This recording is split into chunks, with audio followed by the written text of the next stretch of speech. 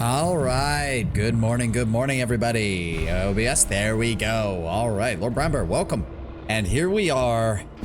I couldn't stop myself any longer. I'm not gonna lie. I kind of realized I had a problem after the second night in a row where I ended up basically being awake until almost 4:30 in the morning, fine-tuning the build and figuring out exactly where we were going as far as how all this was gonna go. So, to clarify, gameplay and story-wise, I have absolutely no fucking clue what's coming. I have seen Seth's video years ago, and I don't even remember like half of it. And if I'm pretty sure he also spent most of it just talking about overall vibe and feel of the game, and not specific story beats. So it's not like I have any context there. Understand your anticipation. Set out to make a build in Road Trader. Found a new item that made me reroll the whole character. Oh yes, my brain has finally settled on one definitive build for this. I also have like 4 more in my head that part of me wants to try, but the one piece of advice that I have looked up, or that I have seen repeated when I was looking at build information and stats, all just numbers stuff, nothing story or context related, is Underrail is a game of specialization. Do not try to be a I can do everything character. It doesn't work. In classic CRPG fashion, pick a lane, like pick one type of damage that you're really good at, pick a couple of support skills that you're decent at, and other than that, just keep those maxed out. Keep those maxed out as much as possible. The other thing was largely try to make sure you have enough damage that you can just one-shot lower level enemies, because from the sound of it, later encounters you get swarmed by people. So again, no story context, no area context. We will see. Whenever I tried building on my own, I had trouble committing to it, but the last time I gave the game a proper swing was a few years ago. All right, so we are going to dive right in. We will be playing on normal/veteran difficulty. I do not need to be dealing with any of the others, and we will be doing the Oddity EXP system.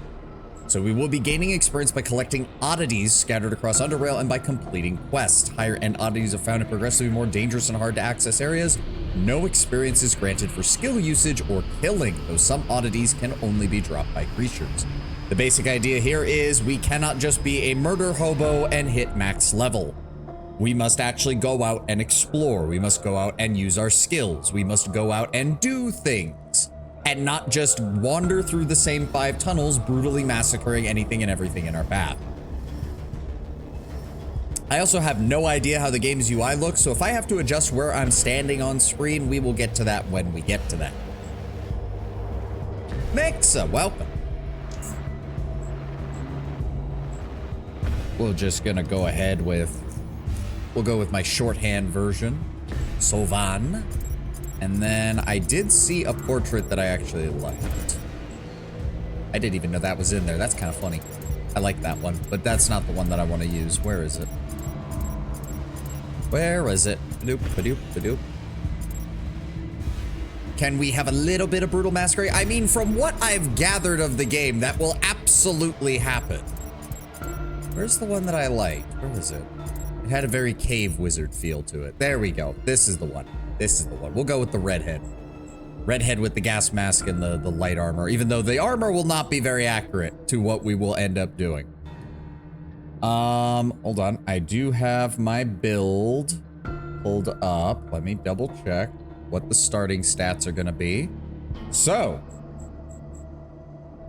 Okay. I'll just mark them down so I don't have to keep this open. 8, 3.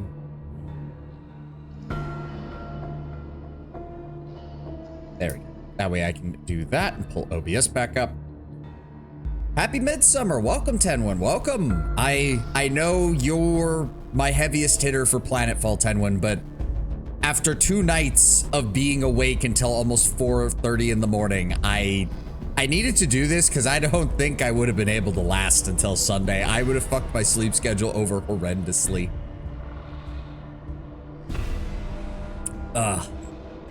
All right, so this is going to be our build. We are going to be not very dexterous at all.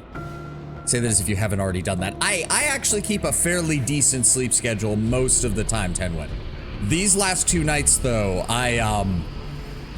like as I said, I made the post on Thursday. It's a good thing I didn't stream on Thursday because I passed out. I woke up at my normal time. I passed out again, and then I didn't wake up until like 2.5 hours past where my alarm usually goes off. Like that's when I realized, okay, I need to adjust something. We'll be taking 2 points out of dexterity, so we are not very good with ranged combat, at least with weaponry. We're taking 2 points out of agility. We're not going to be very fast, I hate to say it. And we're going to be taking 2 points out of perception because we are not very perceptive. What we are, though, is tough as hell, strong as hell, pretty damn smart, and capable of out-willpowering God. Why? Because we are going to be doing almost all of our damage through our psi capability. The ability of the mind to initiate and control rapid temperature changes and to harness the exothermic and endothermic energies therein. So we start with 120 skill points. You can put a maximum of 15 into them to start. Because we have started with the highest that we can here, a 10 in will, I guess I could go over, I'll go over the skills that we actually increase. Will measures a character's mental determination to see to his actions regardless of various difficulties such as pain, suggestion, or overwhelming odds, as well as to force his will onto others and the environment. It heavily affects the potency of all psi disciplines as well as the psi point regeneration. Constitution is pretty straightforward, important type for all characters, but especially for those who plan on making armor suit their main defense. Helps to prevent or lessen the effects of poisons and diseases. And of course, strength measures a character's muscle power. It affects melee damage and carry capacity. It is also important for characters who intend to use heavier weapons, such as sniper, assault rifles, grenade launchers, LMGs, miniguns, rocket launchers, sledgehammers, and spears. That said, we will be doing pretty much all of our damage through our psychokinesis capabilities. Oh, just click over here. All right, as for our starting stats, I have 2 variants of this build that I'm debating. And I kind of need to decide now because one takes melee as a backup just in case. And the other just says, fuck it, we're only using psychic abilities. But as for the stats that I do know we need, we're going to need some points in throw, because throw is basically this is going to be our utility skill, essentially. Lets you throw grenades, lets you throw throwing knives, lets you throw caltrops, lets you throw just about anything you can get your hands on. Very, very good. Since we are going to be doing a heavy armor build, dodge and evasion are completely fucking useless to us. Heavy armor pretty much cuts your ability to dodge or evade to 0 anyways. There's only a small handful of builds that use heavier armor and still have, it's usually evasion, because there are other tools for dealing with melee attacks. Evasion's usually the better of the 2. This also means we will not be using stealth. Ha! You'd think I'd be using stealth in a CRPG. Have you seen my playthroughs of these kind of games? We will be picking up 10 points in hacking to start with. I wanted to get hacking and lockpicking up high enough over the course of this that we can access pretty much anything that we need to through that.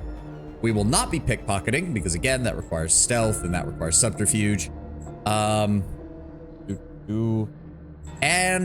in the technology, this is where you can get away with a little bit of generalization. We're going to be kind of getting all of these to a certain extent because this will allow us to play around with the crafting system. And the crafting system is how you, at least from what I saw on the wiki and what I was checking with numbers, is pretty much how you get all the best gear. There's only a tiny handful of unique items in the game that are better than what you can craft. And most of them are weapons, which, again, we're not using. We are just using our psychic abilities. So, we are going to start with a 10 in mechanics.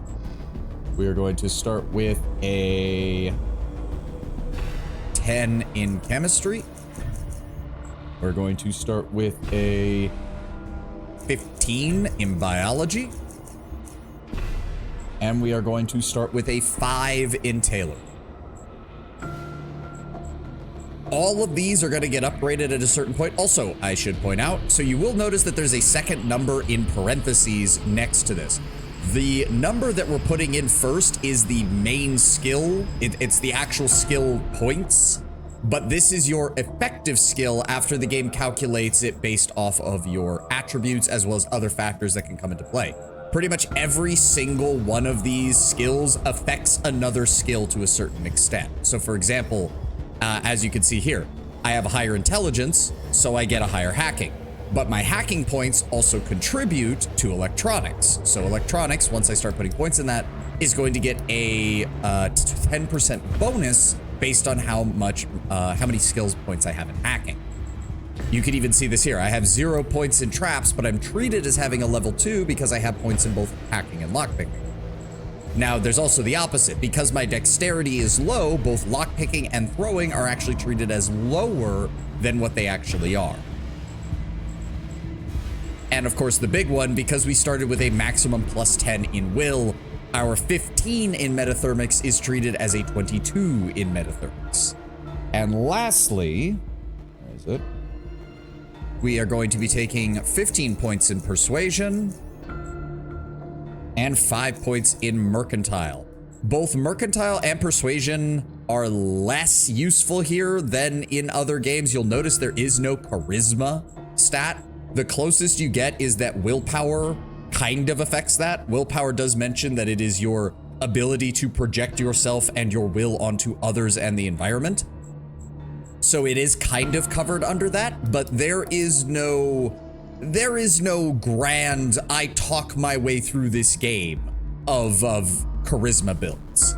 This is still Underrail. We will still need to be capping somebody in the face with a fireball. We're still gonna need to set someone on fire. We're still gonna need to inject them with dangerous substances and watch them explode. There's no just peacenik talking around this. Now I was debating this over and over with this, so I have to double check and look.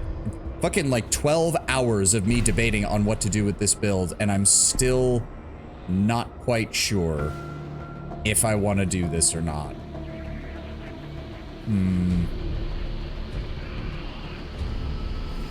Do I bring melee? Do I bring melee, even though we're not really going to use it? The melee is going to purely be a case of, well, I have high strength, so why not?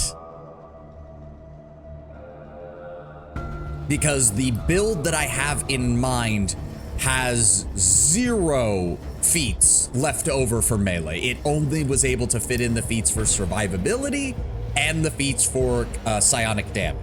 So we really do not have an option there, all things considered, which is a shame, but I would... See, this is what I mean.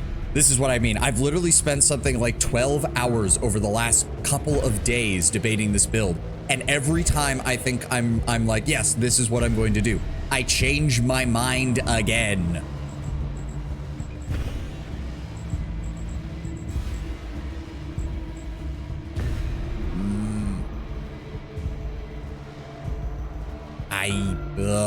Fuck.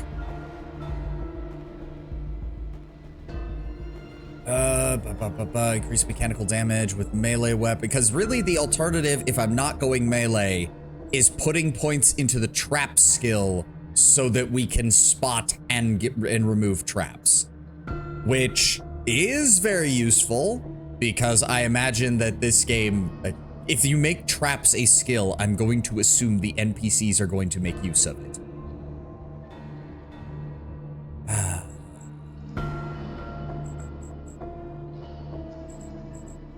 You know what? We're going to rely on our psionic abilities. We are a tunnel wizard, and we shall be as such. We're going to start with 5 points in traps. Oh, I keep forgetting.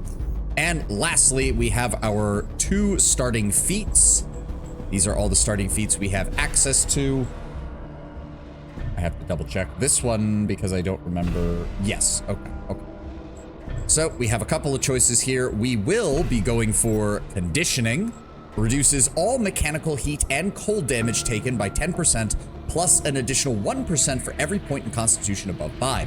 So this is getting us right out the gate wearing 0 armor, 12% damage reduction across the board to pretty much to 3 of the most common damage types right out the gate.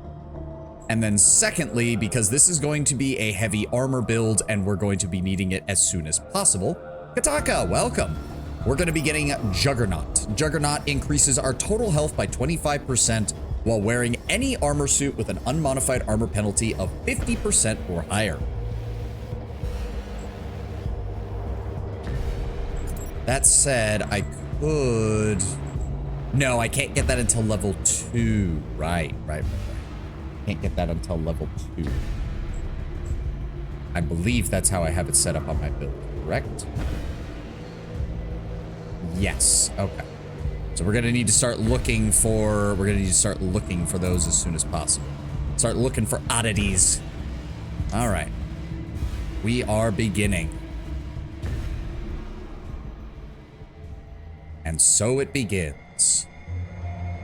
Hadrian Tanner. All right, last topic, earthquake repairs. What's the situation on the southern tunnel?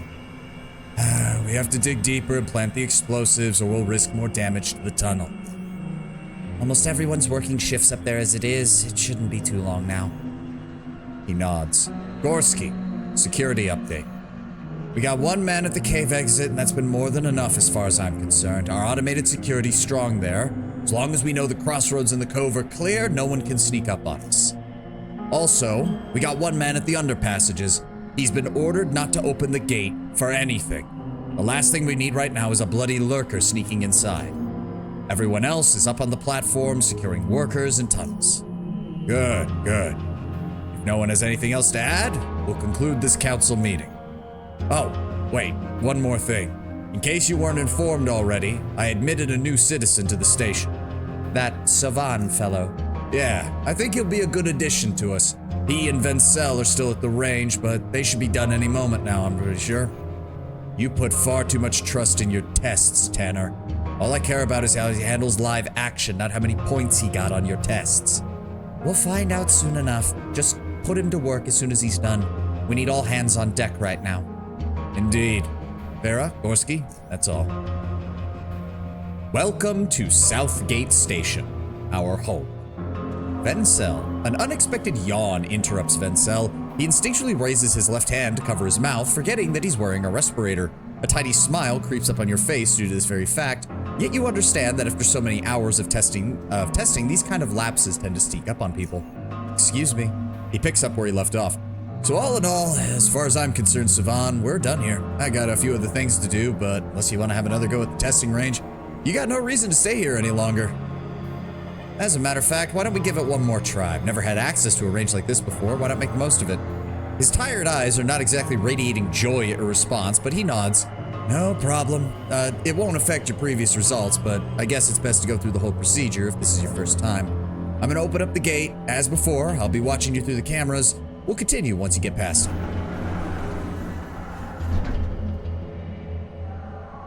All right. I need to familiarize myself with this. Okay, it doesn't appear that I'm blocking anything. Yep, that's the pause button. We have various skills. Stealth mode. Can I just pull that off of my hotbar? That's never happening. That's never happening. We have Quick Invoker, which gives all of our skills. Lock a mechanical or electrical lock, providing you have the right key. Oh, that's going to be useful, I imagine. We can lock doors behind us. We have our character sheet, which is just everything that we already did. We have our basic combat stats, 105 health, healing efficiency 100%, AP of 50, MP of 30. There's our base defenses. We have... no resistances. We do naturally, so we automatically are taking 12% less damage on all of these. Very nice, very nice. We have no shielding, our subterfuge is absolute garbage, and we have 0 evasion and 0 dodge. What's under the rail? Hello, Ysalis, hello, we just got started. I have punches, and I have my metathermics with a 5% critical chance and a usual 100% critical bonus to damage. We have our inventory. We have nothing but a set of shirt and pants. It's not much, but it's better than being naked. We have our crafting menu. We have our journal. Talk to Counselor Tanner in his office on the Commons level 3. Lucky I had to call out sick today. Oh, well, I hope you're still feeling better. Get yourself plenty of fluids and enjoy the stream, you solid. This is our oddities menu. This is where all of our experience points will be tracked. Your character is fully focused, which makes you more effective in ranged combat. Focus is lost when you move. Oh, okay. Doesn't really matter for this. We have our global map. Southgate Station, Armory and Shooting Range, Commons and Cantina, Administration Office. Shift left click. Oh, I can make my own notes on the map. I like this. Oh, I like this. Okay. We have our help menu for the UI. You are currently in a controlled zone. Setting traps or planting explosives in your other characters may provoke them. If members of certain factions take damage from your traps or explosives, they will automatically track it back to you and will turn hostile. If members of certain factions discover traps or explosives planted by you, they will automatically track it back to you and turn hostile. Okay, good to know, game. Thank you. Cabinet, shelves. Can you hear me? Loud and clear. Great. Pick up your weapons and gear from the cabinet. I think there's a few EMPs left on the shelf as well. Press tab to highlight interactable objects or Z to reverse the order of highlighted objects. Contents of any container can be picked up by either double-clicking them in the container or dragging them onto your inventory, which can be opened in a separate window. You can press A to take all items from a container. There'll be 3 bots fighting against you just like last time. Choose an appropriate weapon. Make sure you wear the armor. There was a guy a few years ago who forgot to put that armor on and, well, didn't end well. And then take those bots out. Got a summer flu thanks to my dear colleagues who constantly turn the office temperature to 18 Celsius when it's like 40 outside. I don't get it. Why are they setting the temperature to 25 degrees in winter but to 18 in summer? I don't know. Thankfully, not a problem that I have to deal with.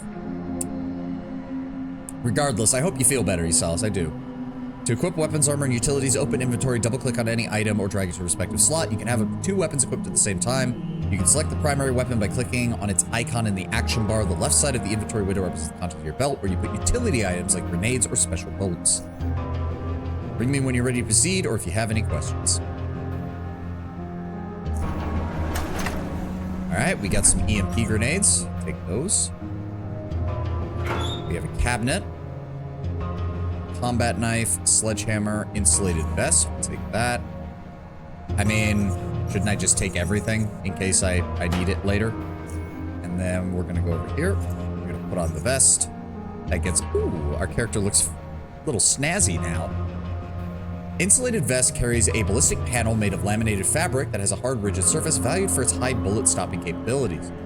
It has, okay, so resistances, if I remember correctly, it's a, this is the same thing with a Fallout New Vegas kind of situation. So there is damage resistance and damage threshold. Damage resistance is on the left and damage threshold is on the right. If a weapon does less than your damage threshold, it just doesn't deal damage. But if it goes above that damage threshold, above the solid number, then it gets reduced by whatever the percentage is. Also, mechanical damage threshold increased by 200% against bullets and shotgun shells. So this is giving me 16% mechanical normally, but against bullet mechanical damage, it's going to give me 48% resistance. All right, we've got our combat utility items. Unfortunately, I can't really use a gun, I can't really use a crossbow, and I'm not very good with melee. So we're gonna go with the knife for right now, because unfortunately he did not give me any throwing knives, so... Well, actually, I mean, if our skill is equally shit in both categories... Let's go ahead and reload the weapon. There we go. May as well load that up. There we go. Pistol loaded. Oh, cool. They actually show you your ammo above your UI. I like that. All right. What weapons should I use against the bots? What are effective ways to temporarily disable my enemies? I'm assuming EMP. Technically, you can use whatever you feel is best, but as you know, bots in general are pretty well armored. A knife might work if you want to slash some rat hounds, but against a bot, you better use something that's high caliber or armor piercing. Explosives, hell, even a sledgehammer rather than standard JHP rounds and bolts. Those aren't going to work well.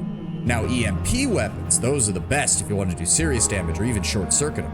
These don't work so well against living enemies unless you want to drain somebody's energy shields. What about armor?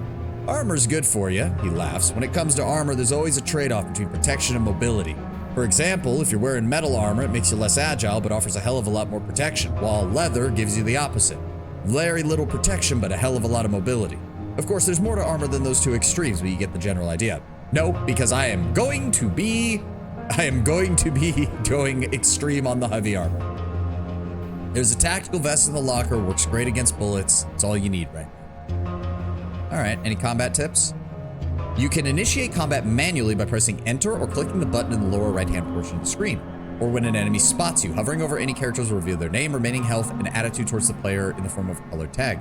Right-clicking will display more info regarding health and active effects at the top of the screen. Okay. Combat is turn-based, of course, which means that different characters take turns at performing their actions. Every time combat begins, whoever's the highest initiative will go first. That will never be me. The initiative stat has a base value that can be influenced by both agility and dexterity. However, should the player manually initiate combat, the player will always be the one to go first. When combat begins, action point bar will appear in the lower right corner, which can be used for the duration of the player's turn. Movement points are colored yellow and can be used for movement only. Action points are colored green and can be used for attacking, using inventory items, interacting with the game world, etc. If the movement objects points have been exhausted, it can be used for moving as well. Okay. All right, I'm ready. Open the gate. And we start. They get to go first.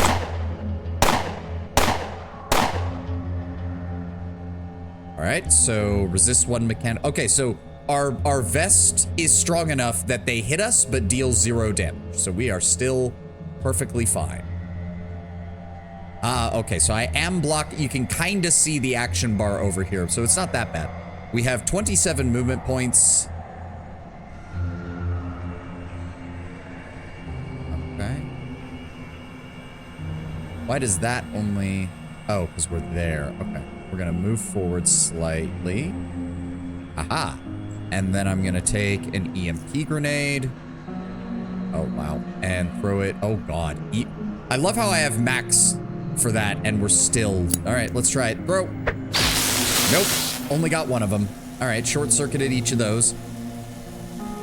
I still have 35 action points. It costs me 20. Okay, so they're disabled. Let's go ahead and...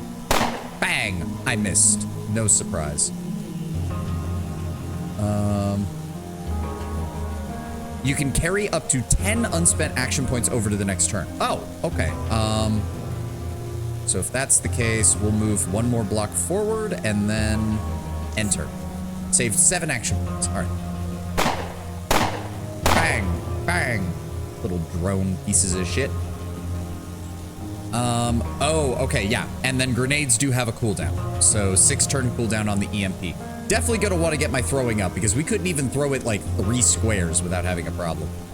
Ah, okay, so as long as we move yellow, we have no problem with that. So let's get a little bit closer. And then, bang! Short-circuited. We win! Aha! So if I... Oh, wait, how do I... Wasn't there a... There was one for, like, reverse highlight. Is that it? Why? Okay, I guess I just have to press down on it. I don't think I missed anything. Good job, Savan. I want you to pick up the items from the locker. There should be a battery, a hacksaw tool, and 2 lockpicks. He yawns again.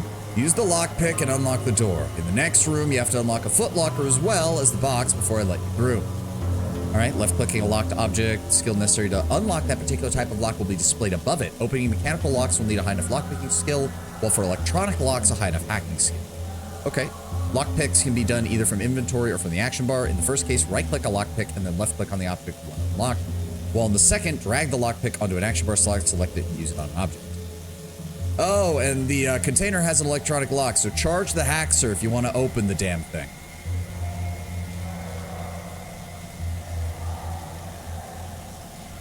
As far as I know, not really. The difference is that when it's cold, you're more prone to close to others, drying out your nasal ways. Wouldn't be a factor at 18C. Yep. Am I the only burger here? Unfortunately, Lord Bremmer, that's just the nature of the time that I stream, because this is really the only free time that I have, so we don't really have an option. But I did notice that, yes, a lot of the European VTubers also stream around this time, like Shy Lily, Sarui, a lot of them do, so it doesn't surprise me that I get some of the European audience, because they're up right now. All right, I'll ring you if I need more questions. There we go. A Haxer Mark II requires some energy. Grab that. A Lockpick Mark II. Can I just put those directly onto my hotbar? No. No, I cannot. Okay. And a supercharged lithium cell. All right, so we go into here. So do I just... No.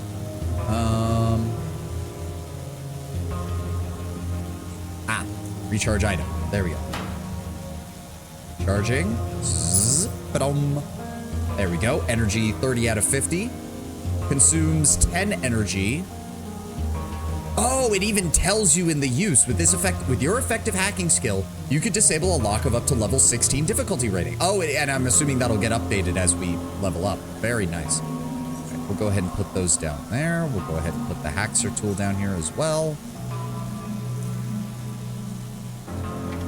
Lockpick. All right, so we select this and clickety-click. Okay, so that does use a lockpick even on a success. So we're gonna want to stock up on those as the game goes on. How do I? There we go. Hello. Requires lockpicking, so then we use that again. Clickety-clack.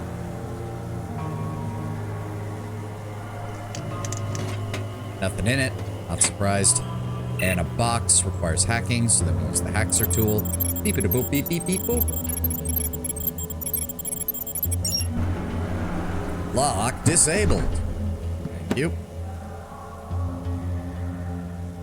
Good, good. All right. Final room. You got one sentry bot and a camera. Try to sneak around the bot if you can. This one's not going to shut down after a single hit, just to let you know. Well, yeah, I think we all know how this is going to go. You can enter stealth mode both in and out of combat, but only if no one can see you while you're activating it. While in stealth mode, all characters, friend or foe, display an icon above their head, which indicates whether they can see you or suspect that you're sneaking around. Your skill, proximity to a character, elimination, or even whether you're in front or behind will all determine how well you remain hidden, obviously. Suffering a hit while in stealth mode will reveal you, as will bumping into any characters. By the way, the camera can see you no matter how good you think you're hiding, so it'd be best if you're able to avoid its line of sight completely. Stealth offers many advantages, none of which we will be using on this character. You can pick it how and when you initiate combat or avoid it altogether, which can completely change the outcome of an encounter. Certain abilities work only when you are in stealth and can be used to cause massive damage on unsuspecting targets. Sound plays an important role in Underrail. Since loud sounds can attract characters to investigate what's going on, quiet weapons like crossbows and knives are a good way for a silent assassin to remain silent. Tactical vest might not be the most appropriate thing for sneaking, but it'll do for now. All right. Thank you, Vincel. So I just enter stealth mode, and we're probably going to get spotted the moment that something is in. We're going to move very slowly. Okay, there's the cameras over there. Oop. Can I get around it? Kinda? Oh, go.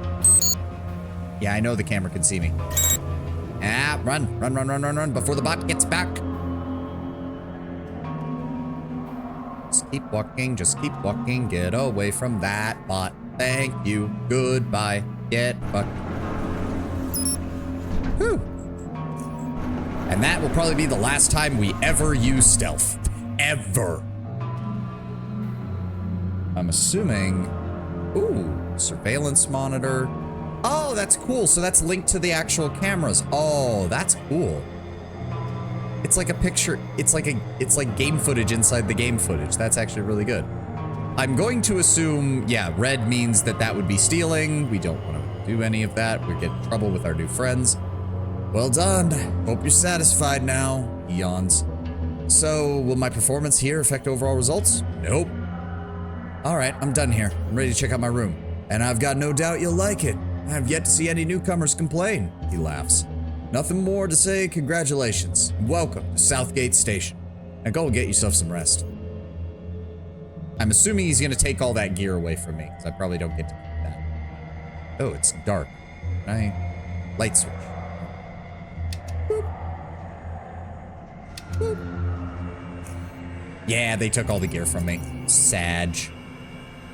But what do we have in here? The hanged rat. What could it mean?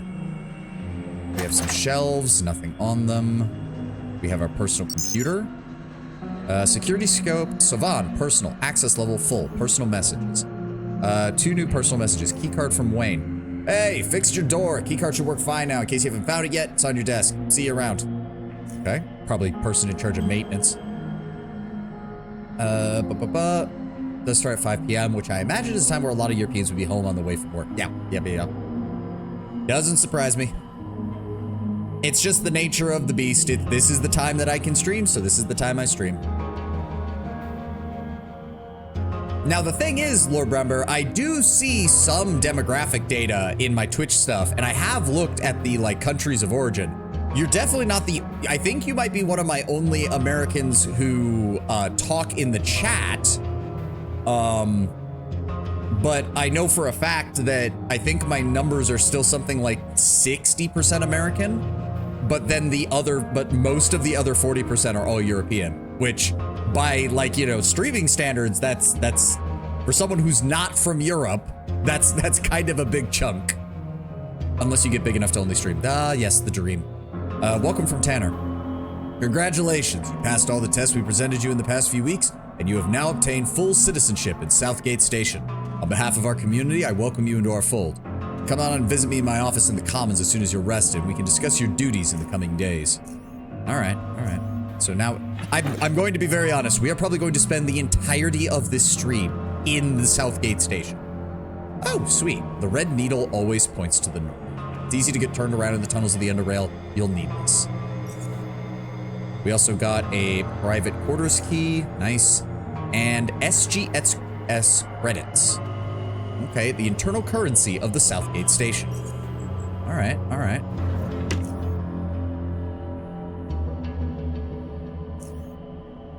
What else have we got? We have a personal footlocker, empty, the broken pixel. The colorful mosaic doesn't seem to represent anything in particular. Oh, we have some bandages. Health must be over 40% in order for bandages to be effective. Okay. And health hypo. Take all. And then, okay. Mechanical repair kit. Good. Patching kit. Good. Flares. Nice. And a suit of padded rat-hound leather armor. This armor is made from rat-hound leather. No matter how hard you try to wash it, the faint stench of this filthy creature remains. It is padded with soft foam to prevent squeaky leather sounds as the wearer moves. Okay, so basic armor. This is light armor, but, you know. How long has it been since the bombs fell? So, Tenwin, I have no fucking idea. My context on this is near zero. I do vaguely remember from the way Seth implied it in his video that's intentional. The creator of Underrail did not want to get people into a pedantic argument of how long has it been since the apocalypse. It's just, this is post-apocalypse. Society is rebuilding. Don't look at the specific years. Now, judging from the technological base, though, and I did see some people commenting on this, so if Fallout is sci-fi 1950s apocalypse, and Metro is our modern world apocalypse, Underrail is basically what happens when a cyberpunk dystopia goes into an apocalypse. Because some of the technology and some of the lore that is implied in this game is very much that the world was like on its way to like a cyberpunk or a Shadowrun kind of style world when everything went to hell. Okay, shelves empty, locker empty. I'm assuming I can store things in here later. So if I close the door and then I use, hold on, where was that? And then I use that. Oh, cool. So yeah, I can lock my own door. I actually feel like that'll be really useful. Nothing on the shelves. Can I just turn the lights on? Hello. That's locked. That's locked. Hello, Mr. Security Camera. I have no idea where I'm at. I'm assuming... So we are in the private quarters. This level contains the private quarters of many of the station's inhabitants, including your own. Can I increase my, like, out-of-combat movement speed? Combat animations, let's speed that up. I don't think that affected it. Oh, well. Locked. Not locked. Oh. No, it is locked. Okay. That is locked. That is locked. Try to make sure that I'm not missing anything. Let me guess. Bathroom? Yep. Nothing we can adjust here. Bathroom, communal showers. Shadowrun. I'd love a Cyberpunk 2077 game of Shadowrun. The Shadowrun RPGs are good, and they're another one that I want to play on stream at some point, but yeah, like, Shadowrun would lend itself to a proper, like, full 3D RPG. Like a Cyberpunk 2077 or a, you know, Bethesda-style quasi-open world RPG.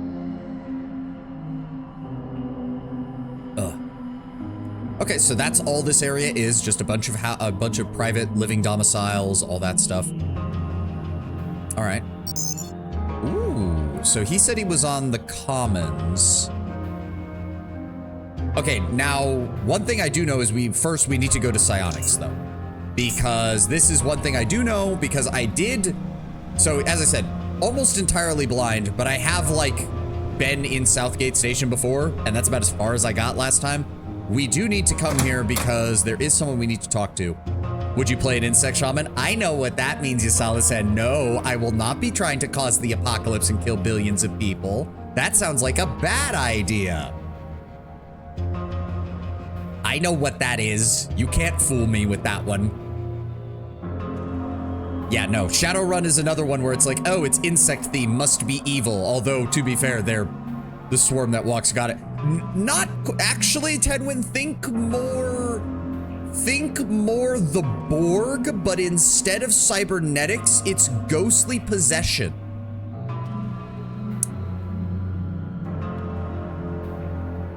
Insect spirits from beyond the veil of reality, infecting people and mutating them from within to become new life forms, while linking them to a hive mind. Possession by ghost ants. Yes, there we go. They already destroyed Chicago in Shadowrun. Chicago got nuked because of an insect shaman outbreak.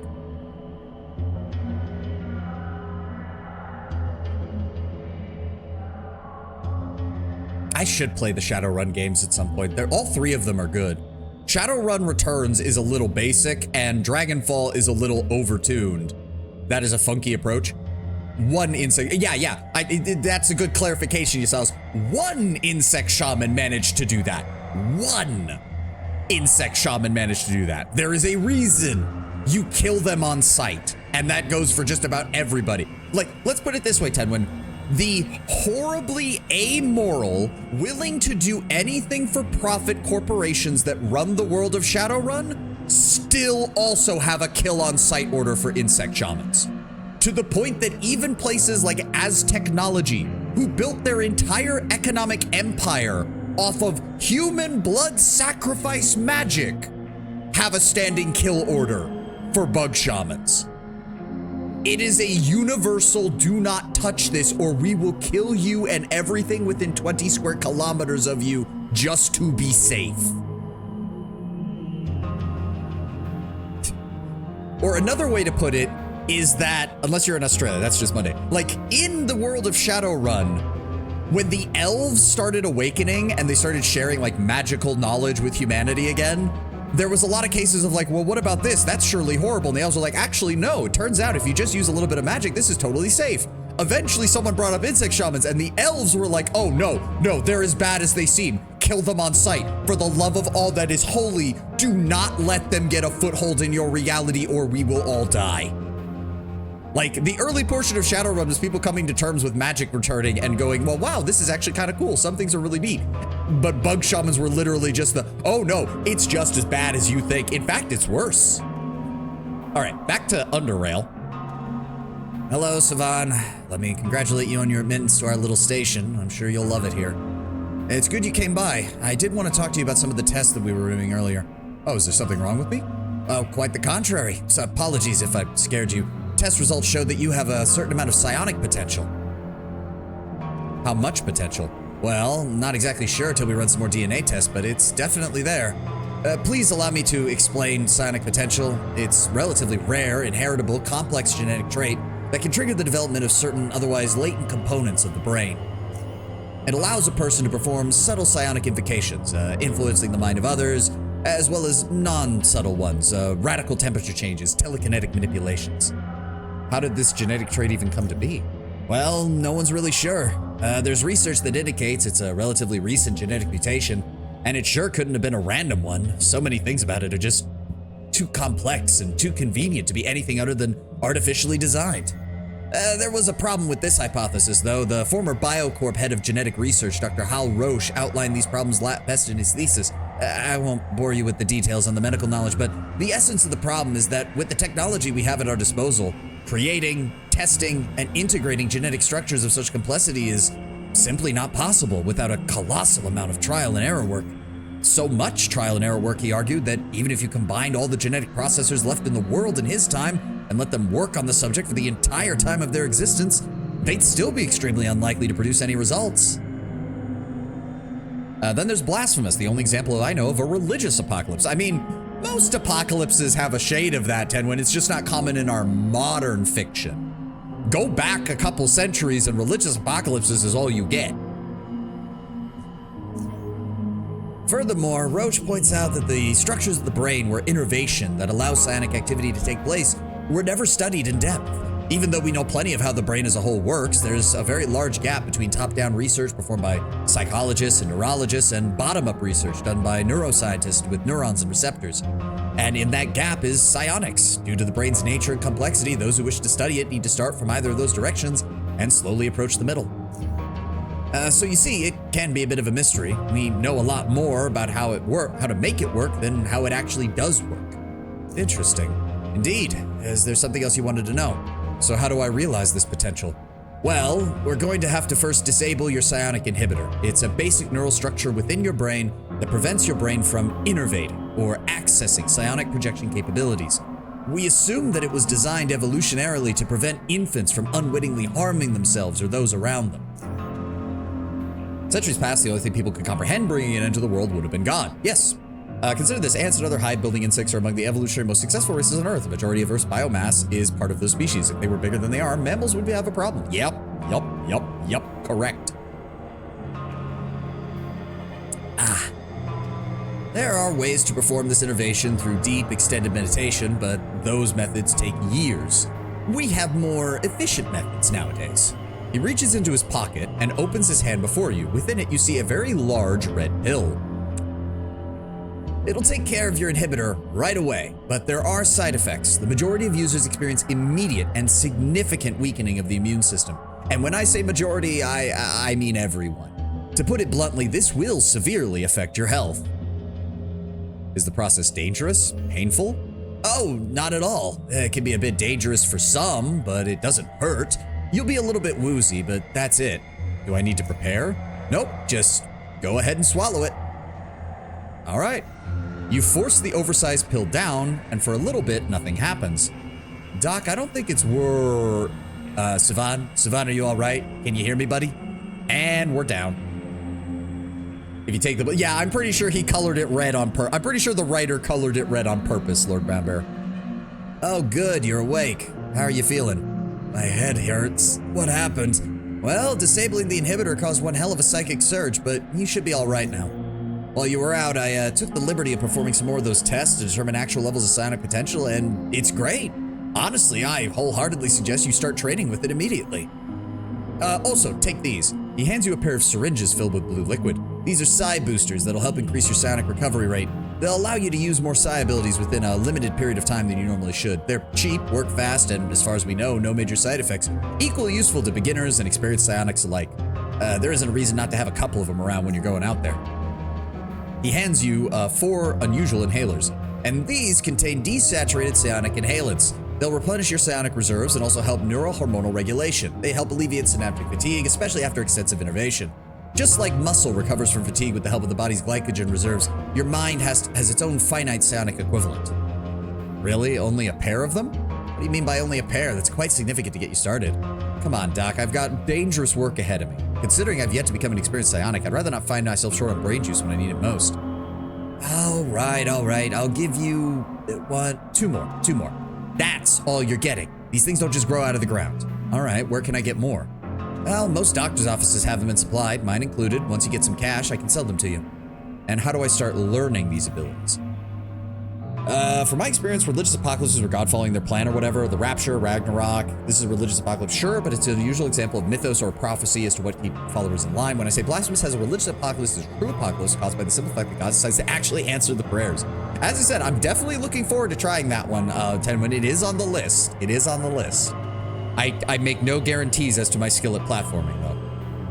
You'll have to talk to those already adept at it, see if they'll teach you. We've got 2 very good specialists at our station. We've got Quentin, well-versed in metathermics, which is the area of psionic development that deals with instigating rapid temperature changes and chemical reactions.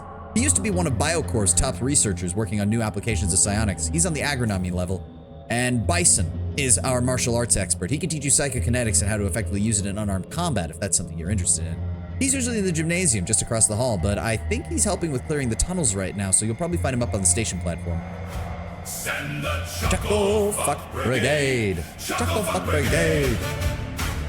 I don't know if there's a Chuckle Fuck Brigade equivalent in this game, but if we find them, we will call them as such. Somehow still victorious. You lose the map, you burn the camp, you nap in the shade. But Roma still survives today thanks to the Chuckle Fuck Brigade. Hey! The thought control discipline is considered by many to be nefarious and also the hardest to get really good at. I honestly don't know who here could teach you it. I heard Ezra, chief of engineering, is actually a decent mind controller, but I don't know if that's true. Most people, including me, know nothing about the guy, so it might just be that some of them are making this shit up. Oh, and then there's temporal manipulation, which purportedly allows one to control time. I've never seen it in action. It's a discipline that very few practice. However, I've heard there's a man that goes by the name of, what was it? Ethan Lanford, that was it. I heard he's a practitioner. He's not from around here, but he visits SGS from time to time. In fact, I'm pretty sure I saw him in the bar just a day ago. I'm sure Arlene knows more about him. Ask her if you're interested. Anyway, I gotta get back to work. Any more questions? You keep mentioning the word innervation. What does that mean? Well, the word itself has several meanings: to supply the nerves, to stimulate or provide nerves with energy. In the context of psionic abilities, though, or in order for psionic invocation to take place, the brain's neural circuit needs to be suited for that specific invocation, fine-tuned, even if maximum efficiency is desired. Innervation is thus the training of the nervous system through stimulation of neural pathways and focus. It's taxing, but necessary process for anyone who wants to learn or relearn psionic abilities. Certain individuals naturally exhibit greater neurogenesis, creation of new neurons, giving them greater neural capacity, while those with strong dedication can also work to improve themselves in this regard. One other thing I should mention is that just like sprinting or long tunnel running require different training regimes and body types, neural circuits require different neural infrastructure for different psionic disciplines. Optimizing for one set of abilities de-optimizes for the others, so a majority of psionics, especially less experienced ones, stay away from multidisciplinary due to the increased strain that it can put on their mind and sometimes sanity. Yeah, basically, if you equip spells, if you equip psionic abilities from one school, you actually get a discount.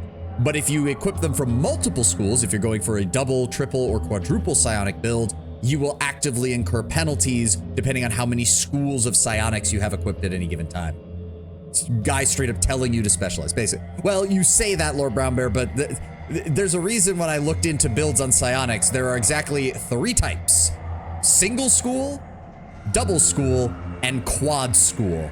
And of the 3, single school is good for any difficulty, double school is good for the harder difficulties, and quadruple school is considered the broken bullshit, what the fuck, how to break the game over its back. It's still hard to do because you're managing 4 of your skills all in psionics, but it is broken as shit. Well, I don't really have any, well, I guess we could take a look at what the price is. So he does also have, he does also have the blueprints for health hypo, psi booster, and psi. We are going to need those. He has a vigorous belt, which reduces agility by 2, health increase by 30, fortitude by 15. Anticoagulant, bonding agent. Small oxygen tank is worth a lot of fucking money. Holy shit. Yeah, I have 200 SGS credits, which are valued at 2,000. So if I really needed to... Wow, I can't even get one... Oh, no, wait, is that supposed to be... That's supposed to be all of them, isn't it? How do I... Yeah, just... How much is one?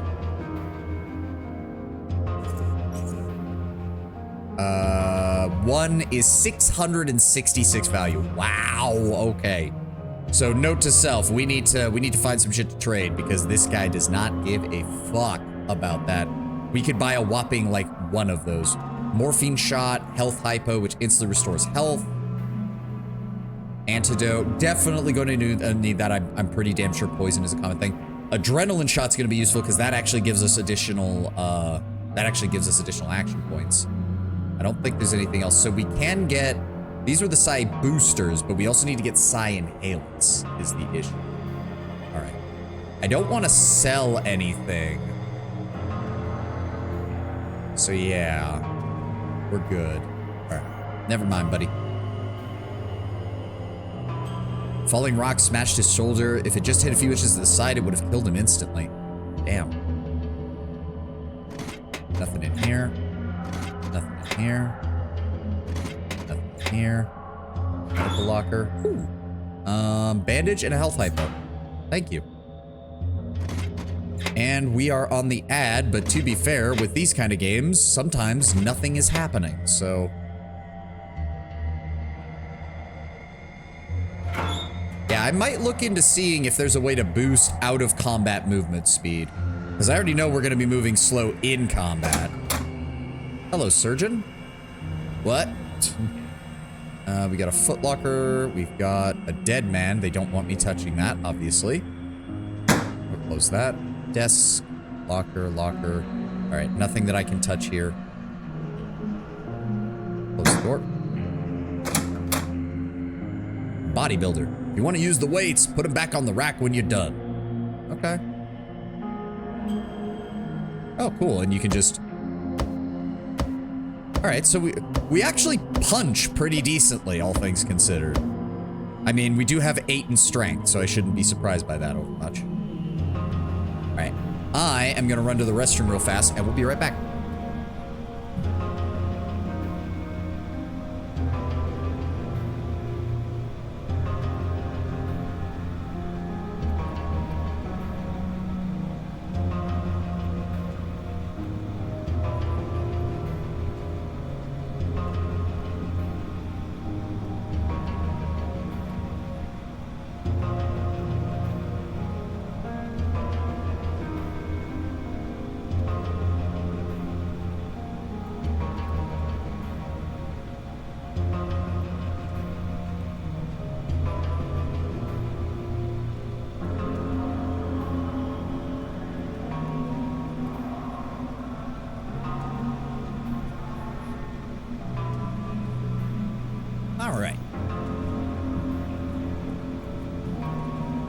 What's over here? Oh, hacked. Or no, locked, hacking. Okay. So nothing else we can do here. Let's head up to the commons. Mushroom brew. I saw that. Somebody's drinking over there. Nothing on the shelves. Nothing on the shelves. Ooh. Washroom. Light switch.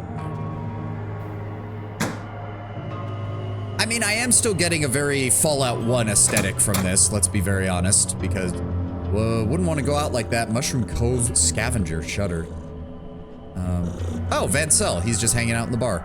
South tunnels collapsed for miles. I guess the visitors are stuck here for a while. Might be a few weeks before we can clear up the south tunnel. Did you sleep through the earthquake? I guess I did. Cat! Meow. Yep, Southgate Tunnel. Shift starts soon. Not seeing anything. Ethan. Before you is a handsome young man whose attire portrays him as someone who prefers charm over harm. Whether his looks deceive or not, though, is a question yet to be answered. In his hand, a glass of fizzy water. He calmly addresses you. Are you Ethan Lanford? And you are... Savan, recently admitted to the station. Good, good. Then I'm the man you need. What can I do for you? Told you might be a man who knows a thing about temporal manipulation. I mean, if he's gonna give me lore, I'm down for it, but I can't really learn temporal because I don't have any skill points in it. That's true. I'm a temporal manipulator, psionic, whose expertise lies in the discipline of temporal manipulation. If you're here to learn abilities or expand your arsenal, then you're talking to the right guy. Why don't you tell me about the abilities? Well, manipulation is a psionic discipline that allows one to manipulate time in many different ways. Accelerate it, decelerate it, suspend it, reverse it. But before you get your hopes up too much, the effects are on a local level, meaning you're more reshaping or disfiguring the structure of the universe. It will not have large-scale consequences. It will only affect a small part of the space-time continuum, just the very part that you're manipulating. I understand if you find it a bit difficult to comprehend. It's not an accessible subject, really. Regardless, it's an immensely powerful discipline in the right hands, just sadly underused. Why is it so underused? Well, to become a temporal manipulator master, one needs time. Time to manipulate, time to practice, time to experience. The first one, it is in the very core of our universe, space-time. We manipulate the temporal, but for space-time to remain in balance, the spatial must react. The second one, as with any skill, one needs to extensively train. Develop your abilities to be proficient with them, and this takes time to practice, but one is also practicing on time itself. The third point, though, is the most important. The thing that sets temporal manipulation apart from the other disciplines. Temporal manipulation on its most basic level does not possess the destructive power of the other disciplines. No pyrokinetic fireballs, accelerated ice shards, no ways to drive your enemies to derail themselves, cause them to fight one another against the horrors plucked from their very subconscious. No, manipulating time requires time. Temporal experience. With other disciplines, even if one doesn't understand their meaning, one can achieve much through simple understanding of the mechanics. With temporal manipulation, mechanics only have meaning if you understand the passage of time. It's something one might not be, in fact, cannot be, able to truly understand without sufficient experience. And that comes when one has just the right amount of time available to him. Most have plenty, too much, and that's why they waste it. Those who don't, they chase it, but they might have plenty available to chase. Now those who have experienced it running out, those realize its true value. You're implying that it takes an older, more experienced person to be a good manipulator, but you're looking pretty damn young. I do look young, yes, but I do have experience. I may be one of the best, which I admit doesn't say much considering there aren't many of us out here, but I still have a life ahead of me to truly acquire the experience I told you about. However, I've been taught by the best. Arthur Kane, my mentor, a true master of temporal manipulation. He's the one who helped me understand certain important things much earlier than I normally would, but that's a whole different story. Anything interesting going on? Not much. The cave-ins have us all stuck here, so like a lot of people, I'm waiting for the tracks to get clear before I move on. Not much of a problem. I've always liked this place. You mentioned Arthur Kane. Another time. That's a long story, and I don't feel like telling it right now. I want to know the lore. You will tell me, Ethan. Tell me, yes. Eventually. All right, what do you think of Southgate? Oh, I've been here many a time, and I'll return if time allows. This place is where more fun can be had. Nothing tops Core City in that regard, at least not here in the southern Underrail. But Southgate Station is a place I can find relaxing. It's safe, it's well defended, civilized. The earthquake sort of forced me to stay stuck here, but I don't mind. I'd rather be stuck here than at some low-life infested bar worrying whether someone was gonna stab me in the back. So will you be heading out once the rocks have been cleared? Oh, I'm heading to Core City. Well, probably Core City, but the life of a traveler can be an unpredictable one. What's with the fizzy water? Water's the best drink. The fizz just makes it more interesting. No other reason. All right, thank you, Ethan. Cat. Meow. Where are you going, cat? Meow. Jack Quicksilver. Haven't seen you around. Stuck in this hole as well? Why would I be stuck? Well, you might be traveling and got trucked. And got stuck. Forget it. Jack Quicksilver, who are you? They call me Savan. He just nods. Where are you from? I'm not a citizen of any place, if that's what you're asking. I travel around a lot when I'm not on a train. I spend most of my time in Core City. What brought you here? Lucrative business opportunity. Slipped me by, unfortunately. What happened with that business? That's a business secret. But if you're interested in some work, there's something I can arrange. What kind of work? Package delivery. I'll pay you in SGS credits, 100 pieces. Tell me the details. Do you know where the GMS warehouse block is? No. Never mind then. Can't risk you getting lost with the package. Oh. Yeah, sure. Go to the barracks at the station platform here in SGS. This key will open one of the footlockers and the package will be inside. Take the package to the warehouse block, to the building just south of the GMS compound. There will be a man waiting for the package there, and you'll get your money. All right. We'll not speak of this again until the job is done. Spy work. Nothing in the footlocker. Arlene. You met Arlene during your testing period. She's in charge of food preparation and rationing. We used to make fun of Tanner's stupidly high standards when admitting new people. Not the end of the world if we get someone imperfect, we said, and here you are bringing us earthquakes on day one. Hey, couldn't have been me. I am perfect. So do I get some real food now that I'm a citizen? Well, aren't you a joker? Don't remember hearing you complain before. What do you need? Who's that dandy over there? Ethan Lanford. Know anything about him? Handsome man, comes to SGS from time to time, always dressed sharp as a razor. Flirting with the ladies, no exceptions. I've seen him entertain quite a number of them, myself included, with some unusual psionic tricks. He's a, temporal manipulator. It's one of those psi abilities, disciplines, it, but the thing he does, I've never seen anyone else to do. He can manipulate time, but only for specific objects. He can slow down a fly so that it moves its wings in slow motion, make things hover in the air, that sort of thing. It's all parlor tricks, fun and unusual, good to attract the ladies, and his good looks and charisma make him stick around. That's his real magic, though. Anything else about him, where he's from, what he does? He's talkative, but he never really talks about himself when you think about it. No one knows where he's from, what he does. He usually comes alone, leaves with a girl, maybe not. Always drinks fizz water. Temporal manipulation thing going for him. That's all I know. He dresses sharp. Oh, I said that already. All right. How bad was it, the earthquake? For us, not that bad, but the tunnel that connects us in the south has been collapsed, so the train is completely out. The station didn't suffer any major damage, though. I heard it's much worse up north. Something about a Union freighter crashing and getting buried in the side of a rail near Core City. God, I can already imagine all the vermin crawling out of their holes to take a bite of that cake, and I'm not talking about the rat hounds. So, besides the earthquake, anything else new? Gorski's gathering up a team. Don't know what they're up to, but they're all armed. Any good rumors? Mordra's been acquiring some quality cigars. Need to ask who his supplier is. No one know who the man that was found in the Mushroom Cove. Think Pascal's still examining the body. Junkyard has gotten rid of old Chopper. One more victim found in pieces. Sitting outside the United Stations Embassy in Junkyard. Guess they're feeding them better. Okay. Let me see what you got. Stuffed bat. Increases detection by 15%. Consuming food lasts... How long does it last for?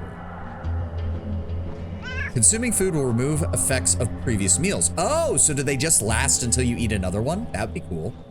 Root soda. Initiative by 5. Rat Hound barbecue. Increase strength by 1. Psi beetle soup. Psi abilities cost reduced by 15%. Ooh, that does seem really good. Mushroom brew. That looks to be alcoholic. Yeah, it nerfs your psionic abilities. Eel sandwich, dexterity, hopper steak, agility, canned stew, reduces all heat damage by 8. Canned mushrooms reduces all bio damage. Canned fish reduces all cold damage, and she just has some. All right, that's pretty cool. Kitchen cabinets, shelves. Ooh. Cave hopper meat should not be consumed raw. It is much tastier in the form of a cooked meal. All right. Also, it occurred to me, does quick save? Yes, quick save is F5, thank you. Empty box. Ah, yes, the early portion of a CRPG where we need to investigate every single container and every single opening, no matter what. I don't know what it is about this game, but I feel the need to close the doors behind me. Like, I feel like I should be doing that. I don't know. This looks like a meeting room of some kind. Box. Give me the box. What is in the box? Anything in the box? No. Yep. Some more storage. Nothing in here. Oh. Yeah, no, we're probably gonna spend this entire stream in this place. I don't know how much content is in this place alone, but it looks to be fairly sizable. Hello, Tanner. The man behind the desk is Hadrian Tanner, the counselor who admitted you as a citizen of Southgate Station. Even during your first encounter with him, he struck you as an unusual-looking individual. Setting aside his impressive stature, one finds it difficult not to notice the thick, bushy hair and beard that envelop most of his head. In addition to his opaque glasses covering his eyes, which you'd never noticed him without, means that you can see very little of his face or of his expression. He has a somewhat dirty scavenger outfit, which he wore earlier as well, clashing with the clean, finely furnished office, suggesting that Tanner probably does most of his work in the field.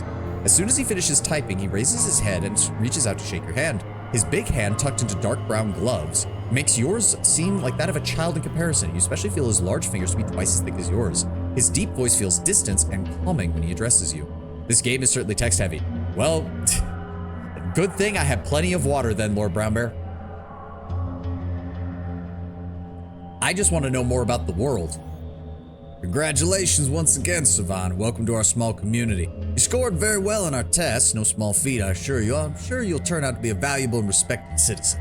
But more importantly, I hope you'll find peace and kinship here, which is so hard to come by in the chaos that surrounds us. You know what? I haven't met too many of you Southgaters, but I got a good feeling I'll fit in with the rest of the crowd pretty well. He nods. I believe so too. We got people from a bunch of different backgrounds residing in this station. Whatever your interests be, I'm sure you'll find somebody who shares them here. I hope the earthquake didn't disturb you much and you're able to get a bit of rest from all the tests. We have much work today. Events have transpired that require your attention and mine. You ready for some field work? Ready and able. What's up? We got multiple events I need you to take part in, but let's do one thing at a time. First, you can have your weapon back. Lucas at the armory has it. While you're there, might want to drop by the shooting range. You've been doing some field work today. Might not be a bad idea to warm up in case things get ugly. Speak to Gorski if he's there. He'll help you set up for some practice sessions, but that's entirely up to you. All right, and what about this field work? So down in the tunnels below the station, get to the north of Crossroad Caves, lies a series of abandoned outposts. Those outposts were built by another station a while back for the purposes of scouting and defense, and in time they got abandoned and fell into decay. I want you to retake them, so that they can again serve that same purpose for us. In order to do that, we're going to need to activate the main generator that's located inside one of them. Harold from the engineering sector thinks he knows how to get the generator operational, so he should be your first stop once we're done here. As far as I'm aware, there's a total of 5 outposts, plus the one with the generator. I don't know if it's possible to activate all of them, but we need at least 3. You're also going to want to talk to Jonas at the Crossroad Watch Post. He's down in the tunnels just outside the station, passing through there on the way there. He's one of our most experienced scavengers, and he's probably seen more of the Southern Underrail than any of us here. He'll certainly have some useful advice for you. Why are we retaking the outpost? It's an important strategic position that has certain factions attempt to encroach further into our zone of control. Besides, cleaning them out will also push back some of the unwanted wildlife a bit further away from the SGS, so it'd also be beneficial. We have problems with wildlife? We got a few packs of rat hounds moving into the area, but you're going to want to talk to Jonas regarding that. He'll have more details. He knows the area inside now. Oh, and one more thing. Pascal, the station's chief physician, wanted to talk to you. Probably pop down to his office in the medical sector when you have time. All right. Will do, Tanner. I don't think there's anything else in here. Boop. Yeah, it doesn't look like it. There's that. All right, so double check with Pascal. Maybe he had more that I didn't notice when we were doing that. I don't know what I'm doing with that. Do we need, like... I'm assuming food can be crafted. Traps and mines, drugs, blueprints, grenades, armor pieces. Maybe? I don't know. We'll see. Okay, armory. Let's go to the armory and the shooting range first. Oh, that's locked. That's an auto turret. That's a lot of auto turrets. Lucas, the guard. You can use the shooting range anytime. Oh, he's got my avatar's picture. A short man rises from behind the desk with a grenade case in his hands. The heavy case meets the top of the desk with a thud, raising your eyebrows, which in turn makes the man's face turn into a smile. He removes his glove and shakes your hand with a strong, perhaps too strong grip before addressing you. Don't worry, I ain't gonna blow us up. No, Venzel told me you'd been staying with us for a while. I like it here so far. Well, make yourself at home then. Can I have my weapon back? Of course. 5mm pistol, some ammo, right? He produces a pistol. Yeah, it wasn't a gun at all. Should I take the melee? I'm at this, in this point in the game, there's kind of no reason not to have a... I do need to go talk with whoever can teach me metathermic abilities, because we need to get our basic skill for that.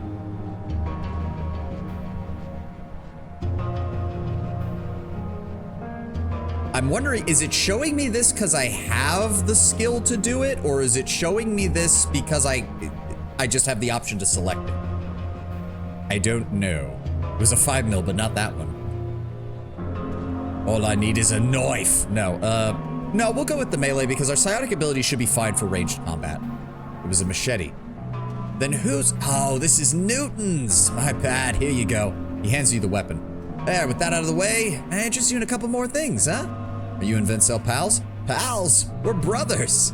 Sorry, didn't notice the resemblance. Ah, the respirators don't exactly help, but we're bros. We came to the station together years ago. When they saw how cool we were, they couldn't let us leave. He laughs. That's exactly how it went. Well, show me your stock. Oh, dear God. Okay, we're gonna have to... So yeah, we've got cave hopper leather, insulated overcoats. Stuff that is way too valuable for me. Holy shit. 10,000 value. Holy fuck. Armor penalty goes up. Adaptive goggles. Balaclava.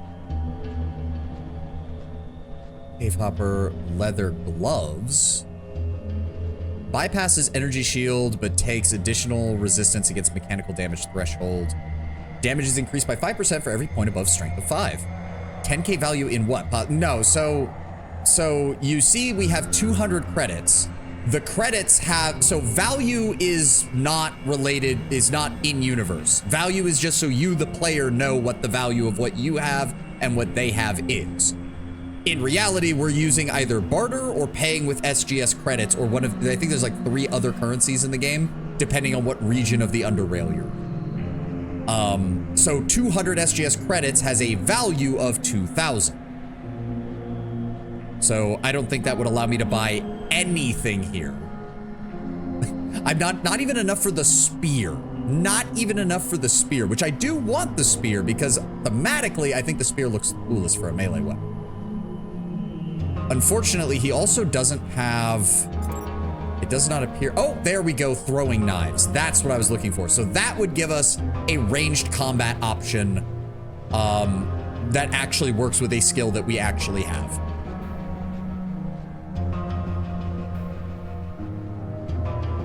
So are these all the same? Yes, from the looks of it. Okay, so I can equip the machete. There's also grenades, all of which are way beyond my price range.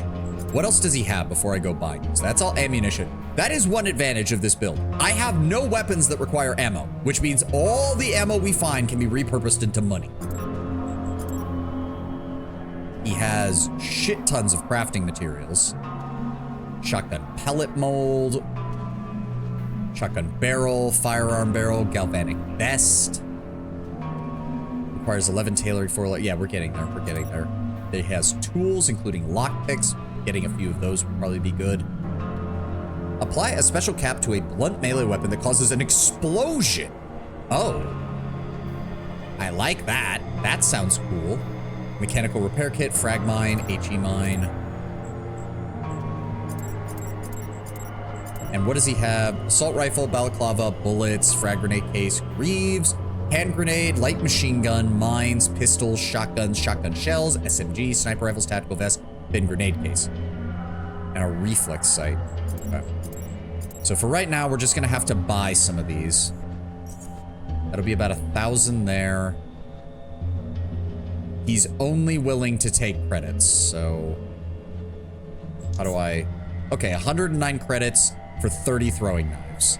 Between that, a machete, and the rest of our gear, we should be fine.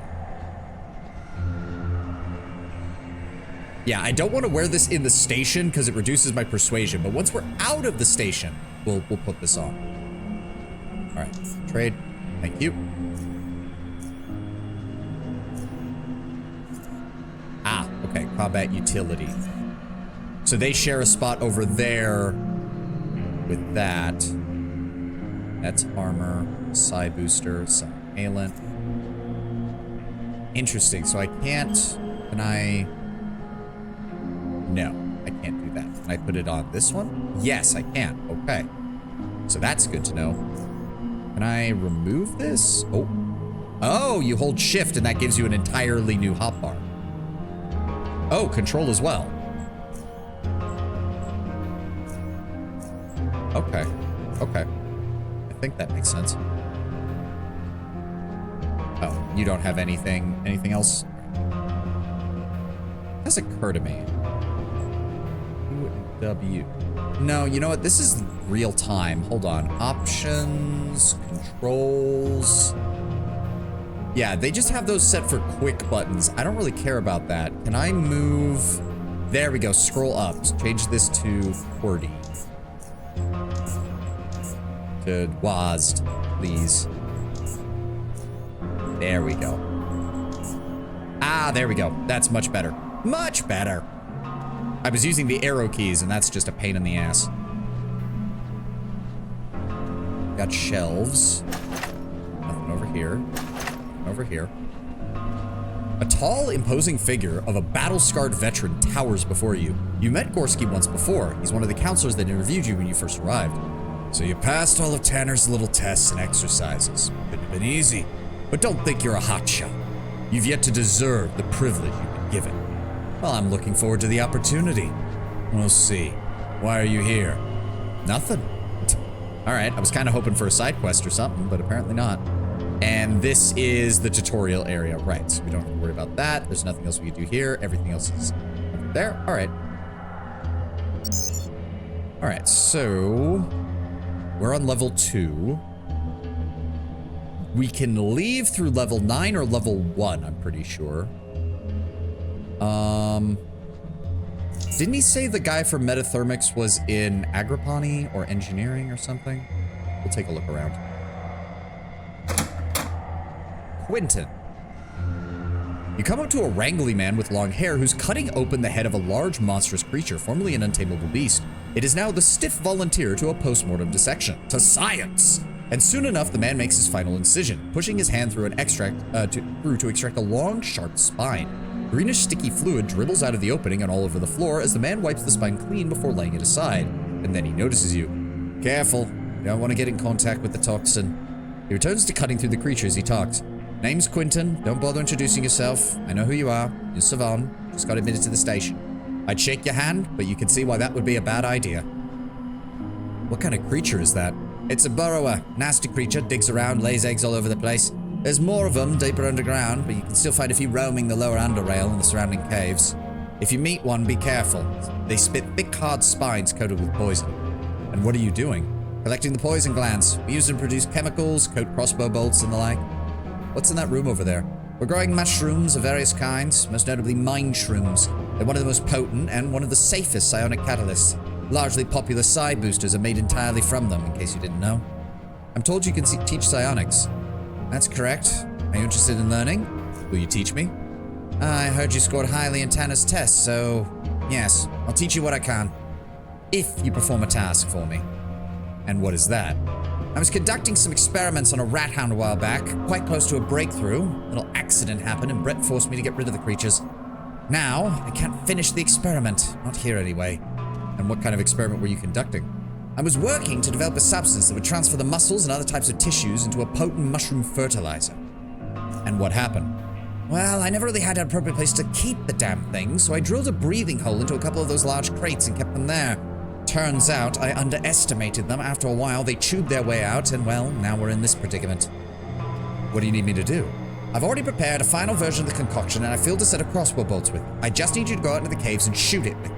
Once it's dead, collect a tissue sample from around the wound. If you don't have a crossbow, I'll give you mine. It's in the locker over there in the corner. It's not like I use it this much these days anyways. And if I do this, you'll teach me for free? I will teach you 1 psi ability for free. You'll pay for the rest yourself. 2 psi abilities and you got a deal. Not a chance. 1, take it or leave it. Fine, I'll take it. Excellent. Here's the bolts. Good hunting. I'll be back as soon as I get it. All right. I don't suppose he's willing to teach me the regular one anyway? By any chance? These are blueprints, acid vials, chemical bolt, extract humor. We need to know how to do that so we can get crafting materials, incendiary bolts, leather armor, process plant or fungus. We're gonna need that. Psi booster. We're gonna want those. That voice really fits him. Thank you. I'm glad we finally got another game where I can flex my horrible voice acting.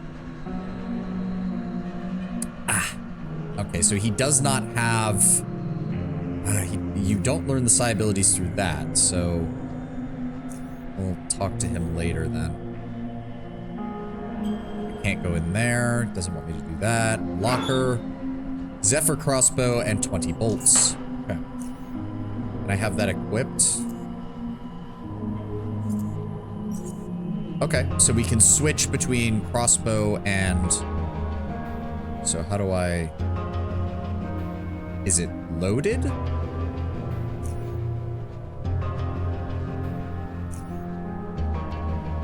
How do I put a weapon away? So I don't want to be walking...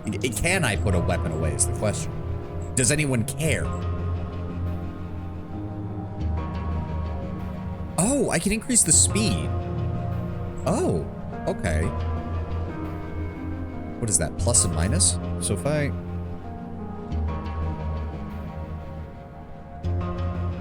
That does not appear to be doing anything. Maybe it only affects it in combat? I don't know. All right, I'm gonna need to double check because I know there's a metathermics. There's a metathermics guy somewhere in here, and I need to know where to pick that up so we can actually have proper shit. Oh no, it is Quentin. It is. We have to do Quentin's quest before he's willing to teach us. Okay, that's annoying, but we will deal. So we just need to find a rat hound and shoot it with that, and then he will teach us the beginnings of our metathermic. Wait, do I get in trouble just for touching it, or? Okay, no. No. We don't get in trouble just for touching. Okay. Ooh, Logan, welcome to hydroponics. Ooh, 44 caliber case, 5mm case. I mean, if people are just gonna leave shit laying around, I'm gonna take what I can get. You new here? I'm Martha. Hello, Martha. Okay, don't touch the lake poppies. All right.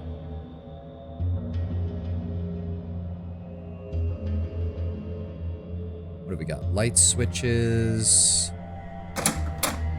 Big Brett with cave hoppers. You must be Savan. Call me Big Brett. Passed all the tests. Couldn't have been easy. Those are just getting harder and harder in recent years. Oh, they were hard, but I like a challenge. Oh, then you're going to love it here. What brings you to the pens? What is this place? This is agronomy sector. We grow and harvest everything we got down here. We also breed animals for food. And in short, our job is to provide food for the station in any way we see possible. You got anything to trade? Okay, so he also sells traps. That is good. Dog crate. Okay. Tranquilizing bolt. Throwing net. Throwing net. Combat gloves. Boots. And currency. Unfortunately... Oh, right. You can't just sell things to people. Like, look at that. I'm currently looking to buy 8 plants or fungi. He's not just going to buy shit from us. He wants specific things. And that is most of the NPCs, I'm pretty sure. That is a pig. Those doors are locked. Obviously, they don't want us fucking with that. Yeah, it's going to take us all day just to get through this. Hello, is anybody home? Turn the light on. Boop. We got some barrels, some boxes, and some shelves. Hey, flares. Lights up an area for 30 seconds, immediately reveals any stealth target when it lands. That is good. Nothing in the box. Oh, tranquilizing bolt, hopper trap, and dog crates. All right, take all those. And throwing nets, nice. I do believe the throwing nets, again, we're probably gonna want those because I actually have a throwing skill, so we can actually use that somewhat.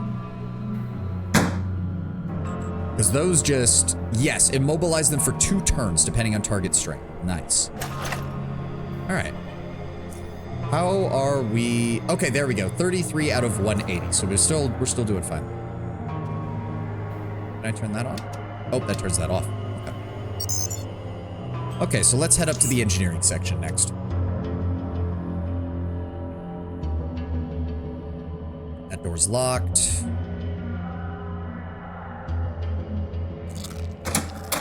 Somebody's eating something. What's the sign for binary exclusive again? Okay, shelves, desks, Ezra. Oh, man.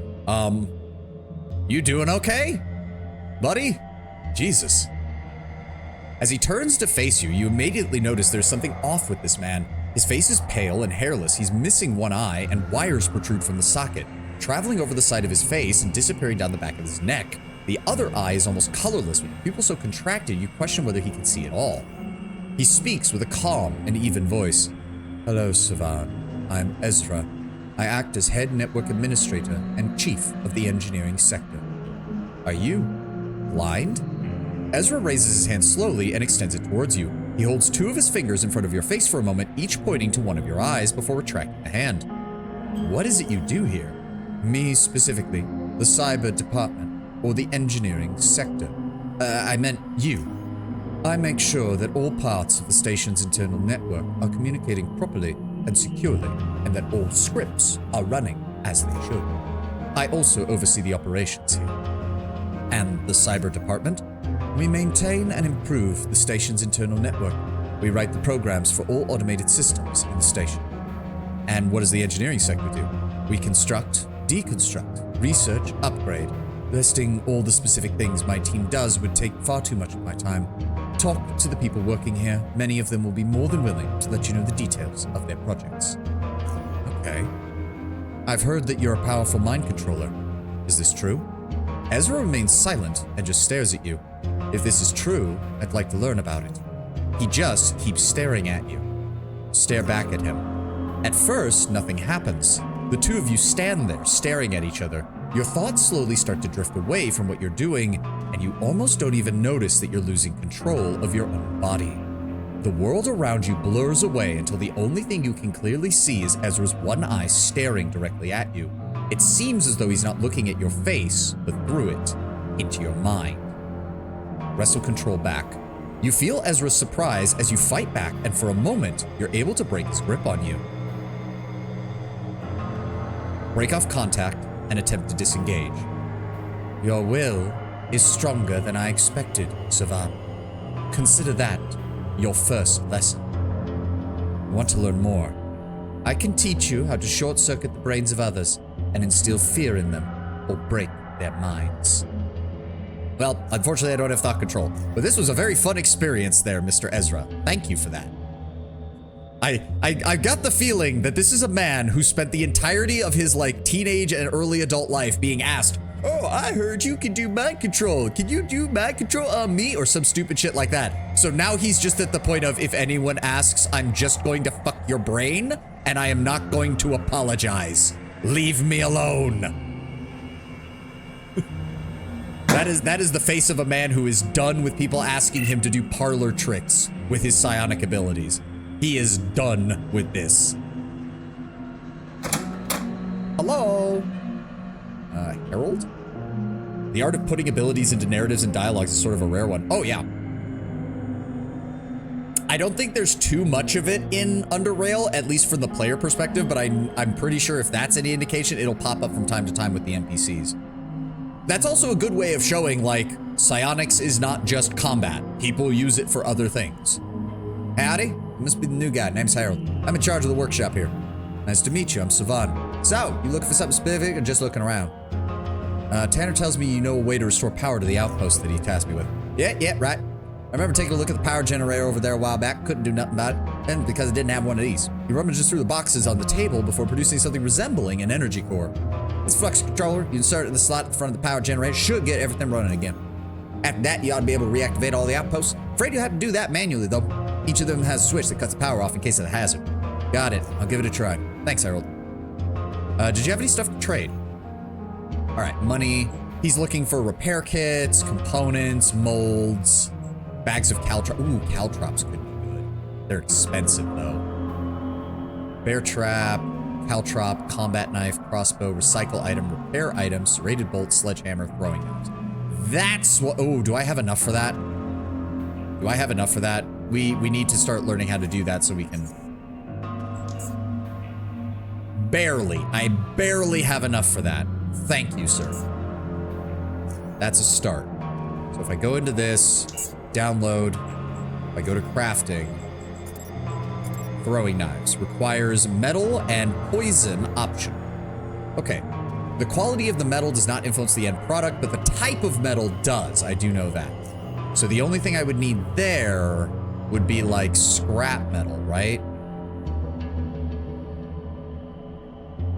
Ooh, Omni tool. Probably gonna need to look into getting one of those. Oh, right. I need lockpicks. Gasoline, extended mag, high density foam, visor, mixtures, stabilization, spear shot. Okay, so he doesn't have any scrap metal, unfortunately. Shelves, they don't want me touching those. That's fine. Barrel. Hey, 12.7 millimeter cases. I'll take that. Desk and a break room. Hey man, want to watch the arena?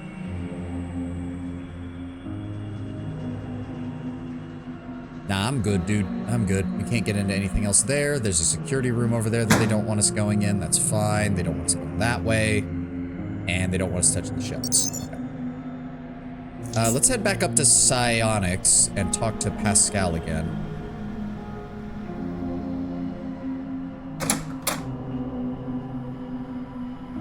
Yeah, who's the dead man in the operating room? Oh, guard found him dying in the Mushroom Cove. Identity's unknown. Probably a scavenger, but he had a few items on him when he was found. What happened to him? 3rd-degree burns, all over the body. Nobody knows what happened, but he was dead on arrival. Can I see the body? What for? I'd like to examine it. Well, alright, I'll allow it. Just don't touch the body, okay? And could I talk to the guard who found him? I don't know which of the guards brought him in. Talk to Malcolm, the security officer. He can help you with that. All right. Who are the psionic teachers again? Right. Quentin is metathermics.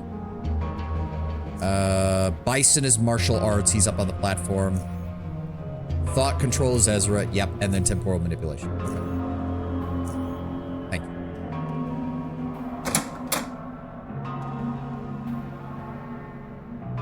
Before you is the body of a young scavenger, a man barely over 20, if over at all. You have some difficulty telling the age, as the damage the body has suffered undermines your perception. Inspect the deceased. The body is severely burned, sagging, melted skin running down the man's face and exposed arms. You notice several strange symbols burned into the skin, mostly on the arms and chest, but there's also one on the forehead, shaped like a flaming drop of liquid. The wrists are bruised and cut as if they were tied with something and the victim was trying to break loose. The body's pale and cold, very stiff, meaning rigor mortis is fully set in. You take a look at some of the exposed back and notice moderate sigillation, that is pooling of the blood inside the body. The amount of pooled blood and its location combined with what you deduced so far tells you that death occurred no more than 6 hours ago. Unfortunately, that's all you were able to determine. Interesting. Can we update Pascal on that? Yeah. About the scavenger. Oh, no, nothing else. All right, let's go talk to the guard then. Just casually walking around with my machete out. I guess we'll switch to the crossbow. Boopity boop. We've been to the private... Well, hold on. I would like to go to the private quarters to drop off some of my stuff. Because I don't know... Like, most of this isn't that much, but I'm assuming that I'm free to store stuff in my room. I would certainly hope so. Putrefying bolt. Shoots an experimental putrefying bolt that slowly decomposes the target's muscles. That sounds horrendous now that I'm reading that. Okay. So let's see. I'm assuming it's safe to put all this here. We don't need the cave hopper meat. We need the bolts and the putrefying bolts. Can I can't. Okay, so I have to drag and drop. Can I move this? No. Dog crate. That off. Hopper trap. That off.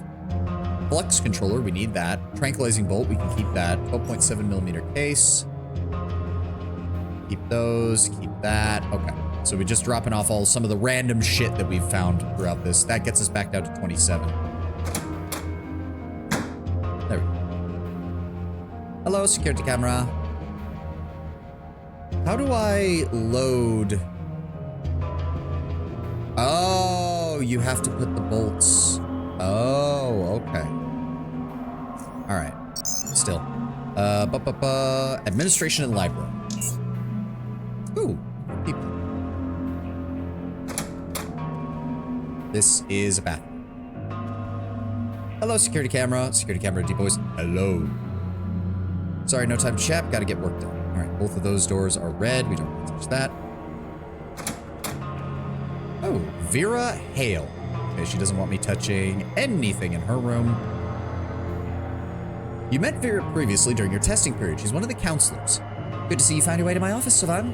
How do you like your new home? Pretty good. I think I could stay here for a long time. That's good to hear. What can I help you with? What can you tell me? Oh, so this is, I'm guessing these are the other factions in the Underrail. What can you tell me about Core City? It's the largest city north of here that spans both levels of the Underrail, serves as a gateway to both the upper Underrail and the United Stations territories to the north. The city used to be controlled by the BioCore security forces, but they went rogue and split into smaller factions. This was followed by several years of street wars between them.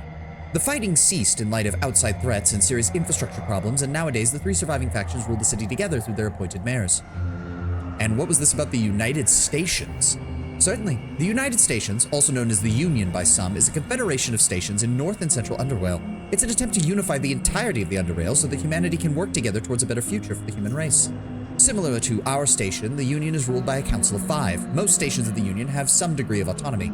The United Stations are constantly expanding, and while no stations here in the South are yet to become part of it, well, something like that will surely happen in the near future. And what's the Protectorate? The Underrail Protectorate is the military branch that protects the United Stations from external and internal threats. Technically, it predates the Union itself and played a crucial role in its creation. The Protectorate is under the command of one General Melek, who is widely considered to be the most powerful man in the Underrail. He holds a special place on the United Stations Council of 5, and some also believe him to be the de facto ruler of it all. Are there any plans for the SGS to join the United Stations? Our citizens and our counselors are divided on that subject. We currently have very good trading relations with the Union. I personally think it would be a good idea to be among the first to join them in the South. We are arguably the most powerful station in these parts and can position ourselves advantageously in their organization to retain a high degree of our independence. This would also ensure that any potential military conflict in the future, should the Protectorate decide to move against some of the less well-civilized communities in the region. But, as I said, not everyone here agrees with me. You must understand that many of our current citizens come from organizations that have, for various reasons, been targets of the Protectorate in the past. They're not very keen on being buddies with old enemies. But, let me ask you your opinion. Would you like to see your station become a member of the United Stations? I'm not sure. I think I'll reserve judgment until I learn more. Then you're wise. I hope that, like me, your future dealings with them will encourage you to support their efforts.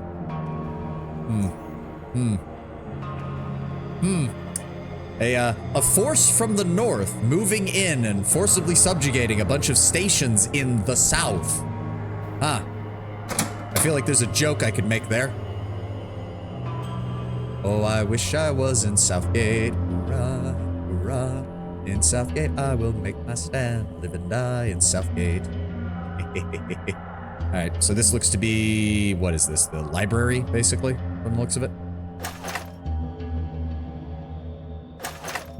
Nothing in here, nothing in here, nothing in here. You never know, though. You never know what's on some of these... That's all locked. You looking for something specific? Some of the consoles are out. I think Ezra's working on that. No time to chat. And nothing in that box. Yeah. Ooh. Alright, nothing there. Okay, nothing in here then. Oh, that box. Nope, nothing. Damn. Alright, so Commons and Cantina, we've been there. Well, hold on, go back to the I want to talk to Tanner again. Tanner and Bensel, do you have anything to say? Nope, you're just gonna hang out here. No, you're not telling me anything. You have that. You're looking to buy 4 foodstuffs. I wonder, could I go get those hopper steaks and sell them back to her for a little bit of cash? Because I could certainly fucking use it.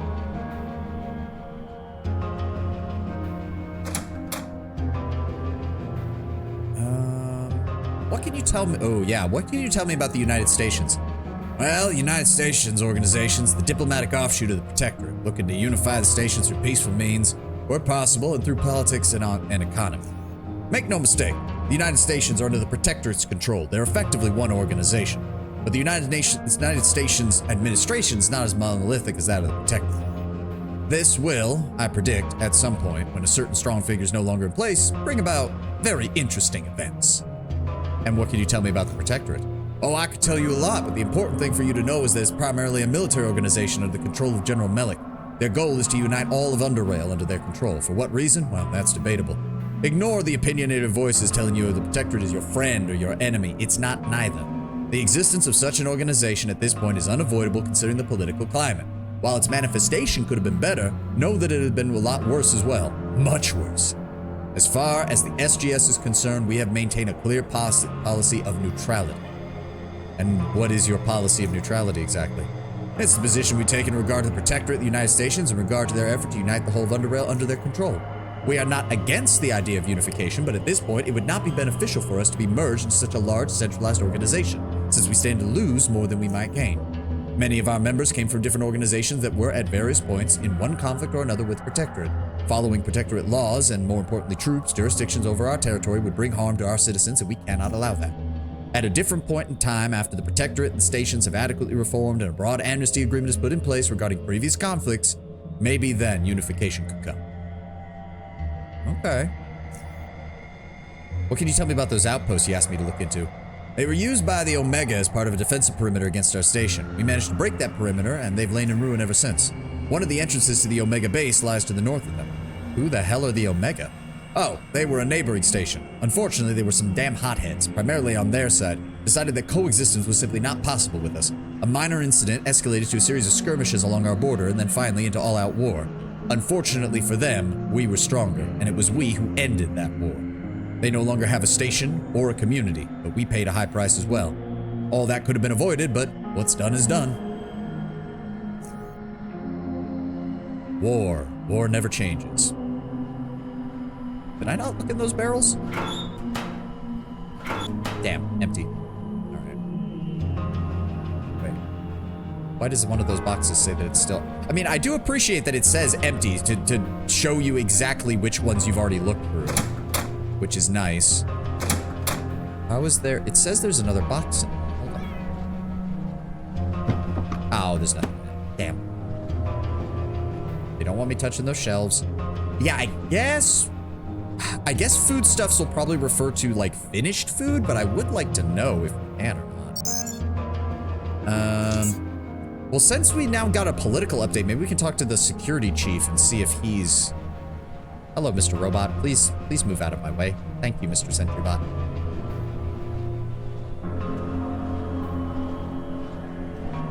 What can you tell me about Omega? Oh, they used to be our neighboring station. Now they're mostly dead. Those who aren't scattered in the Underrail. What happened? A bloody war is what happened. Our relations shattered to pieces, and we fought each other until one of them got eradicated. Were you there? Yeah. Can you tell me how it started? No. Listen, it's complicated. The whole damn thing, I am not interested in explaining it to you. Find someone else for that. All right. I just wanted more lore. Give me the lore. Also, how can I be a patriotic citizen of Southgate Station if you don't tell me the history of this place? All right, up to the station platform.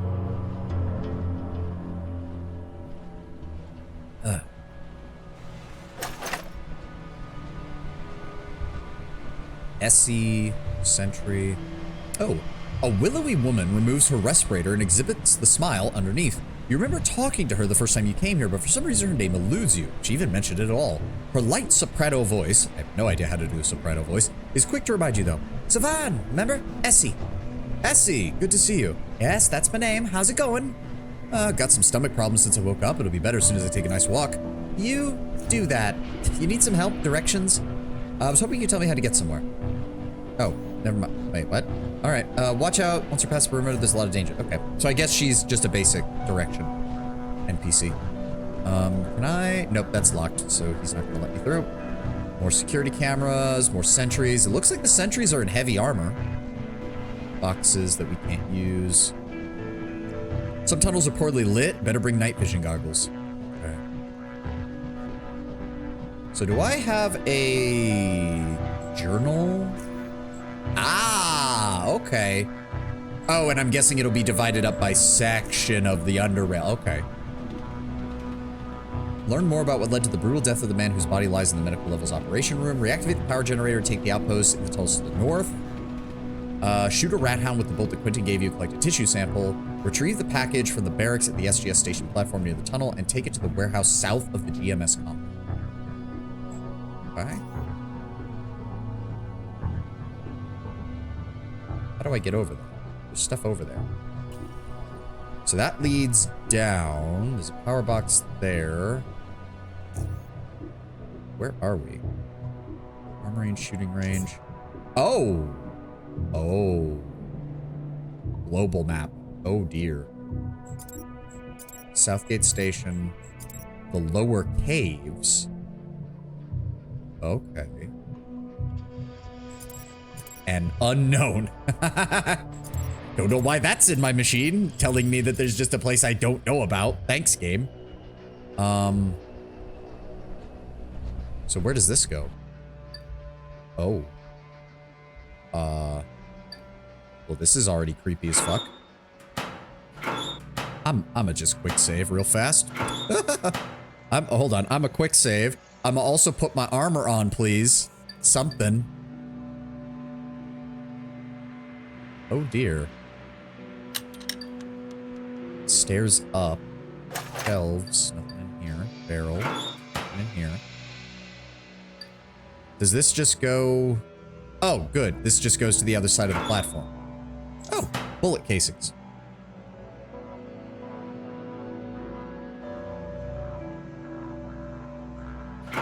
And dirty rag. Okay. I mean, it looks like it'll be part of a crafting material. So. Oh. Okay. How do I get back? Yeah, I see sentries over there. Emergency phone. It doesn't take a keen eye to notice that this emergency phone seems to be quite old, considering its technological composition as well as current condition. The relative proximity of the railroads and the phone station's overall design undoubtedly point to its purpose. They're used in situations which involve undesired circumstance when it comes to the functionality of railroad traffic. Typically, these phones feature an interface that has 6 distinct buttons, each with a unique icon on them. The phone uses a coil cord, and the headphone itself has no additional features other than a speaker and receiver.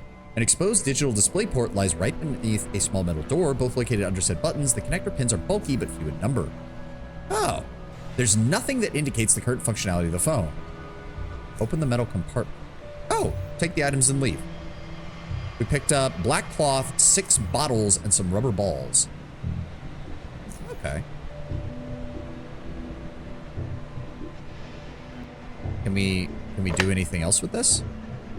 Red rat hound icon, green shield, yellow wrench, red exclamation, blue question mark. Oh, a robotic pre-recorded voice speaks up. BioCore Metro Services offer the most reliable and safest transportation of services to ensure that promise in rare circumstances and or events that would tamper with the experience of our passengers. Services provide additional solutions to expunge any and every problem. Keep listening. Press the red button with the red cross symbol to invoke call for medical treatment of endangered passengers. Press the button with a red rat hound symbol to invoke a call for situations where natural wildlife is impairing the traversability of nearby trains.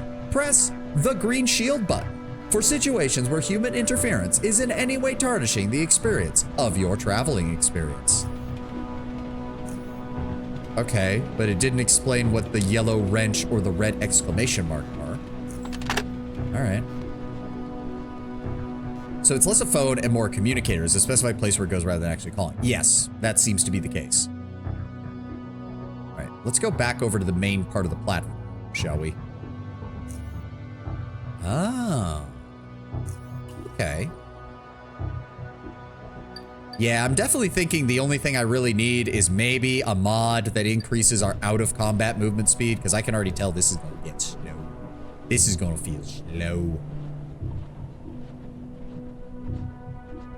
Oh, wait, they did say... Wait, didn't they say the tunnels to the north were closed off? So, wait a second. Yeah, outposts in the cave tunnel to the north. But I thought he said the northward tunnels were closed off.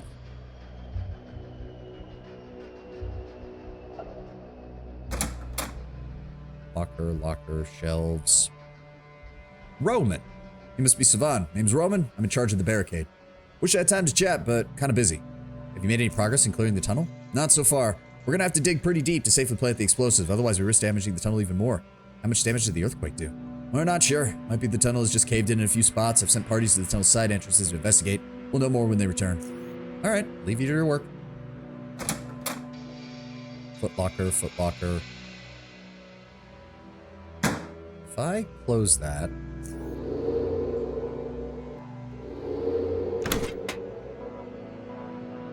Package. Okay, hold on. Lockpicking 30.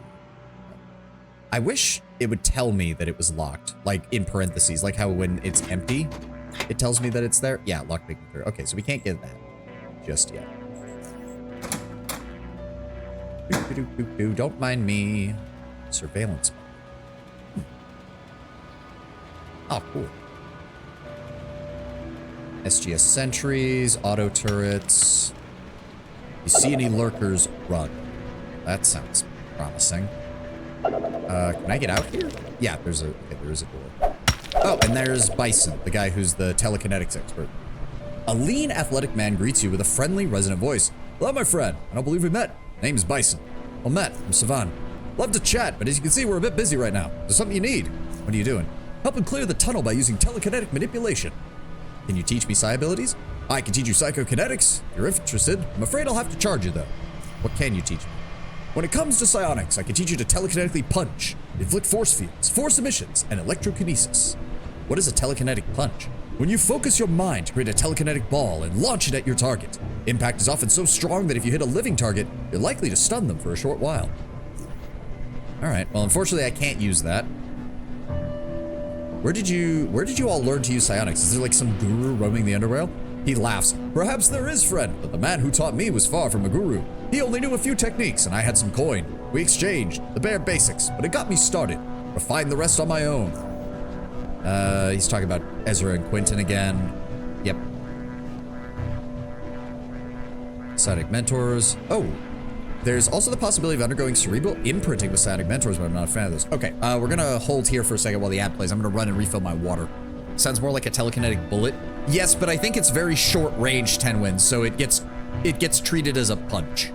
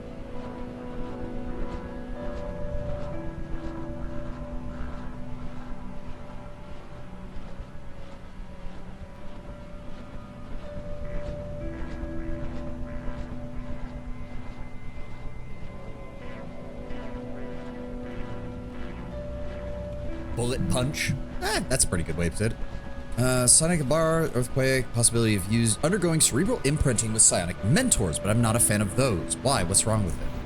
I prefer the natural way. It works better for me. Imprinting might be a shortcut to an ability, but it's not a shortcut to wisdom. Also, while most psionic mentors are safe, if used properly, some of the more low quality or modified devices eventually end up derailed.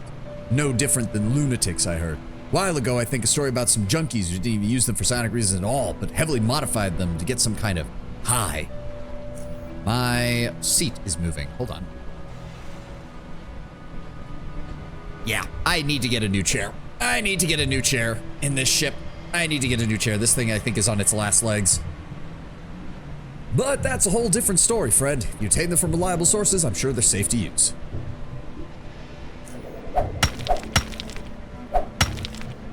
Oh my god, is it already falling again? Jesus Christ, I'm definitely gonna need to get a new chair. All right, so they want me to go out this way. We can't use the main tunnel. Oh my god. Yeah, I can feel it falling. Okay, okay. It's on its last wheel, I guess. I feel the cushion, no, well, the cushions on my arm gave way or something. The chair arms, yeah. No, the arms are fine. The actual chair itself is fine, but now it won't hold me up. So it just is, like if I sit on it wrong, it just starts slowly descending. Which, okay, so we need to find, the main thing we need to do right now is find a rat hound so that I can kill it and hopefully get my free metathermic ability. And then we will finally have a proper fucking metathermic ability to use. Also, yes, we have 84 health and 100 psi. Start stand streaming. Yeah, stand streaming. I'd need to get a standing desk for that, Tenwin, and that would require me to change my entire setup, and I just don't have. Ain't nobody got time for that.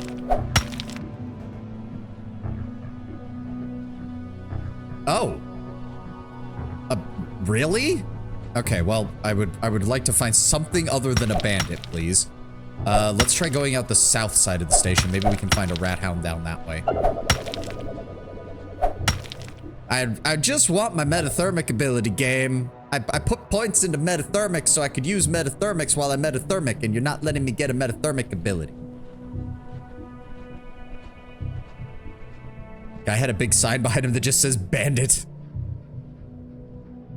To be fair, the stations are organized enough that it's definitely a case of like, well, most people who belong to one of these stations are going to be clearly identifiable, which means if you're not clearly identifiable and just out and about in the Underrail, people have reason to be suspicious of you, I guess.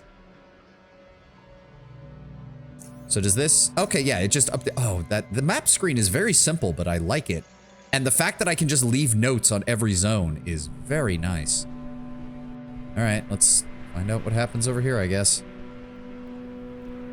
Oh, Ironhead Gunner. Okay, not going that way. Never mind.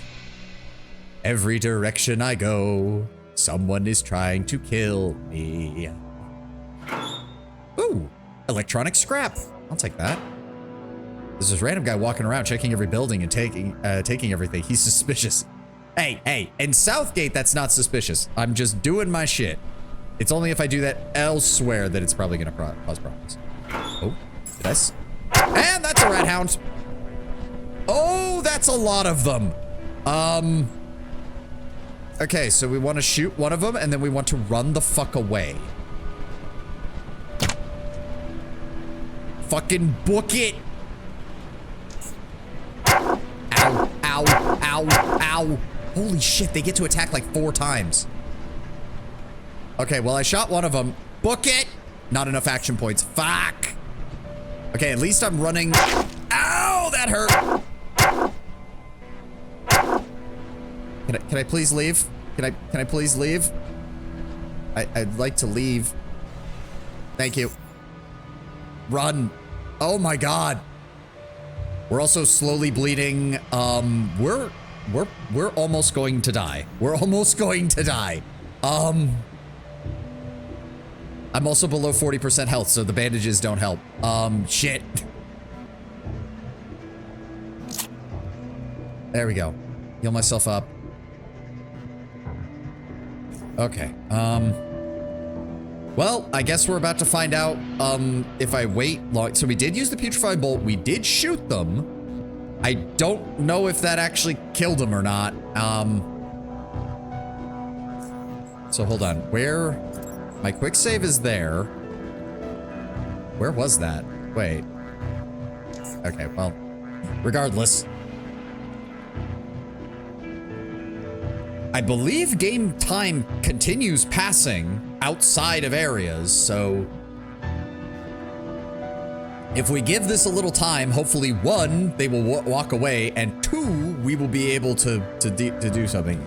Let's just save stealth.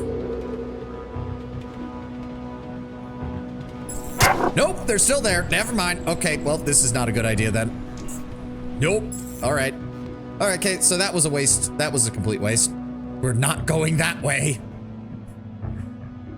I guess we go deal with the bandit. Hopefully one bandit is easier to deal with than 4 rat hounds.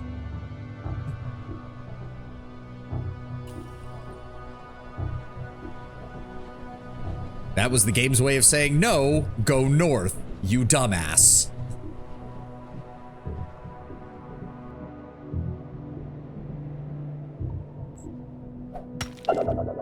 Is it just one bandit? I only saw one, so hopefully, I don't think I could take on an entire crew right now. We are literally level 1.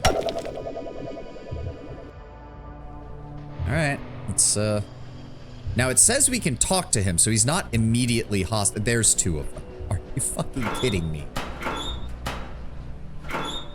Oh, Protectorate propaganda. Our first oddity. A bunch of pamphlets of Protectorate propaganda calling on citizens and leaders of the Underrail communities to work with them towards integrating into the United States, probably a safer and easier life. Study this item to gain 1 point of experience. You can study this item up to 8 times. Nice. So I do believe that also, yep, 1 of 8. Well, that's nice. We are already a quarter of a way to our next level up. So there's bandits over there. Should I just shoot them from here? I feel like we should just shoot them from here. He has a gun, though. Both of them have guns. This could be a problem.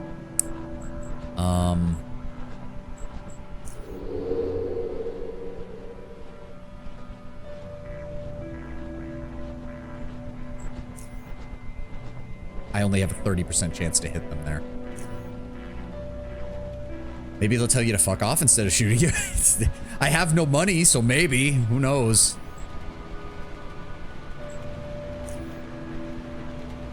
Part of me thinks that this United States is meant to be a representation of the UN, which in turn makes me wonder if there's some sort of social commentary. Well, Tenwin, first of all, Tenwin, you may not be wrong, but I want you to re-examine it for a section. It's called the United Stations, the US, and it's primarily spreading its influence through a large military industrial complex. Also, this game was made by Eastern Europeans. Yeah.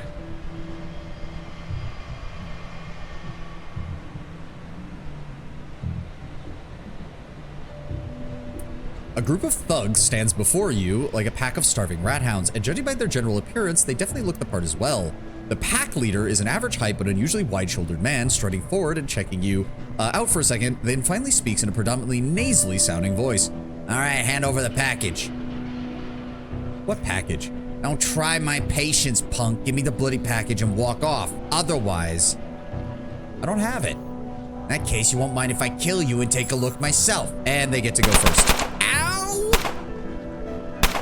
Okay, so he just gets to shoot me a bunch of times. Oh, there's 3 of them. What the fuck have I gotten myself into? Okay, so it's 26% there and 26% there. Wow, game. Aren't these the guys you were supposed to meet? No. We're supposed to take the package to... take it to the warehouse south of the GMS compound. So how the fuck am I supposed to do this? These guys are just here. Why am I only at 10% now? What the fuck? It was at 26%. And why is it? I'm confused. Missed. I mean, big shocker. I'm built for metathermics game, and you decided to make it so that I couldn't just pay to learn the metathermics. Okay, we're having problems now. I am very confused as to what the fuck I'm supposed to do here. Okay, hold on. If we can't go that way, there is another path. Hold on. Go back this way. Like, I just wanted to learn metathermics. That's all I wanted. That is literally what this build is based on, and the game is trying to prevent me from learning it, I guess.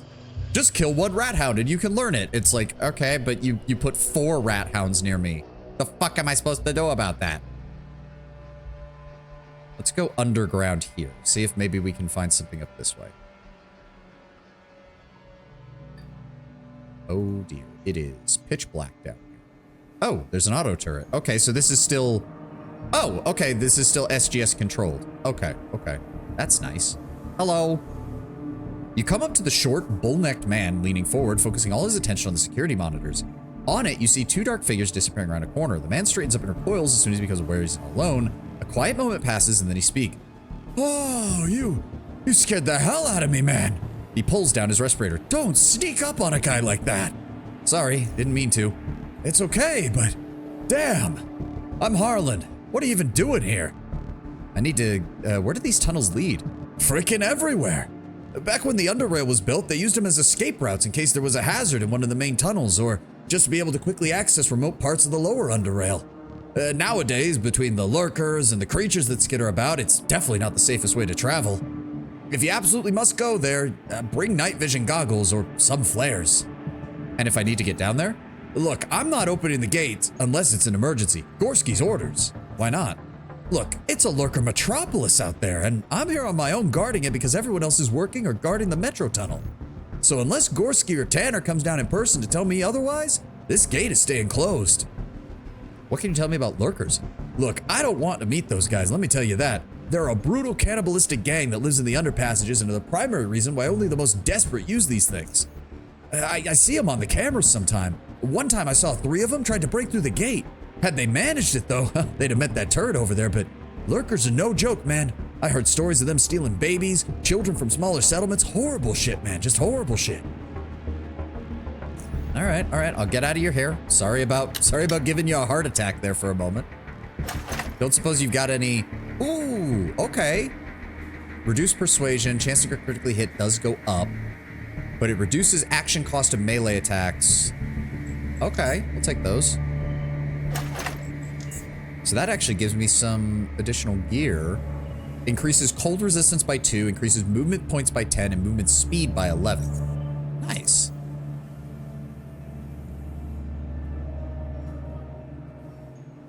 Oh. Anything else back here? No. Alright. Well, thanks for the gear, man. Every little bit helps, I suppose. Like, seriously, I just need to kill, like, 1 rat hound. What the fuck? I don't have the skills to deal with 3 bandits right now, game. The fuck? And that's a minimum of 3. There could be more. I am baffled. What the fuck am I supposed to do? Or, yeah, because I can't get around them. If I go south the other way... Maybe, hold on, there is another, there's access to the lower Underrail here, isn't there? Isn't there a more trivial direction the game sets you on? Not that I can tell. There's a cave tunnel exit at the lower levels. Maybe we can find something down here. The man greets you with a warm smile. Really? It doesn't look like it. Savan, good to finally meet you. Name's Malcolm. How can I help you? You know anything about the scavenger recovered from the Mushroom Cove? Well, one of the guards found him there dying, just as I was starting my shift a few hours ago. He was burnt, smelled horrible. Terrible things happen out there all the time, but this guy was somehow still alive when we brought him through here. Now that's something you don't see very often. Sadly, that didn't last. He died right before reaching the medical level. Did he manage to say who did this to him? No. Mushroom Cove's full of psi beetles. Could have been them. They got some nasty psionic abilities at their disposal, but the way he'd been hurt, it was different from anything I'd seen the beetles do. How do I get to the cove? It's a wet cave a bit south of here. I'd advise going there. It's a dangerous place for a rookie. And if I need to get out into the caves? Oh, they didn't get you your access card yet? Should be around here somewhere. There it is. Produces a red access card and hands it to you. Now listen here, there is a procedure. When you want to leave, you let me know. I open up the inner gate, you step into the transition room, I close the inner gate and open the outer gate, and off you go. All right, and when you want to get back in, use that the card on the console outside. You stand in front of the camera so I can confirm it's you, then I open the outer gate. Earlier, we used to do some bioscanning every time someone passed by, but since no one ever showed up anything positive, it became a bit of a nuisance. What if I do contract the disease? Well, please be kind enough to inform me so I can activate the turrets. They'll shred you to pieces, and we'll burn the remains so everyone else is safe. Just kidding, just kidding. Or am I? All right, what about this, though? What is over here? Oh, more sentries. Okay, auto turrets, sentry. What is that? Captain Svan and a dog. We got some, oh, nope, those are red. Don't touch those. Not with this many things around us that could potentially shoot me. Ooh. Oh, wait, how many of these can I? Lake mushroom. Although some less picky denizens of the underworld are very fond of this mushroom, it's not particularly nutritious to humans. It can even cause nausea if consumed in large quantities. All right, I mean, I may as well grab them. Hello. You catch the woman drinking something out of a steel flask. She casually tilts it up and takes a swig. Her expression is calm and neutral, but as soon as she lowers the flask and swallows, the drink sets her now fluttering eyes ablaze. Her mouth hangs open, discharging deleterious vapor where her lips undulate with searing pleasure. She finally clears her throat, closes the flask, and puts it back in her coat pocket. She notices you through her thick goggles, inspecting you for a second or two before speaking with a heavy, abused voice. Who are you?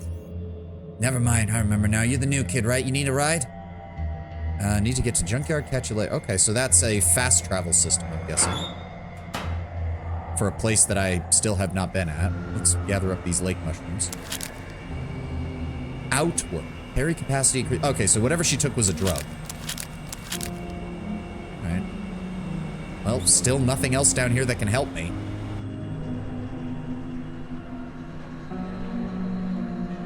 You know, I have a sudden suspicion. Because they were talking about the package. Did I fuck myself over by accepting this side quest before going through this area? Because that's what it kind of feels like. It feels like if I hadn't accepted that side quest, those bandits would not be there, and I would not be dealing with this shit right now.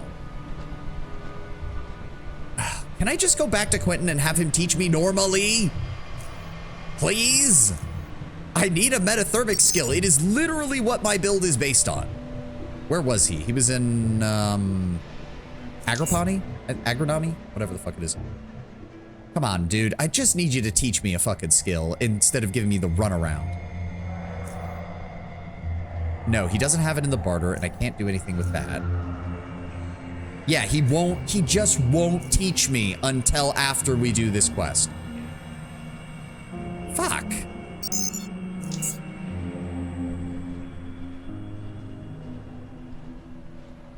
I mean, I shot what? Surely by now the rat hounds have moved away, right? Like, surely by now they have. Hopefully one of them is dead. And I can just grab the sample I need and get the fuck out. Because we can't go that way, we can't. Yeah, no. These are the only directions. These are the only directions we have. This way, and this way. And there's dudes over here, and there's rat hounds over here. I just need one dead rat hound. That's all I need. Nope, they're still here.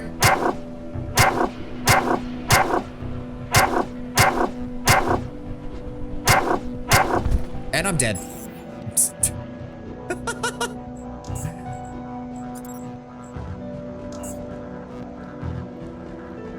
Well, that doesn't work. Wait, that barrel, I thought it searched that barrel.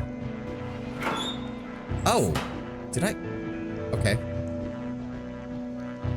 We could try stealthing around these guys, maybe? Okay. There we go. I have no stealth, but, you know, you never know. It just seems so bullshit. They have no problem letting me talk to any of the other psionic instructors and then being like, yeah, sure, I'll teach you. And then you got this jackass who's just like, nah, you need to go kill a rat hound. By the way, the only... Well... I'm pretty sure that was a grenade!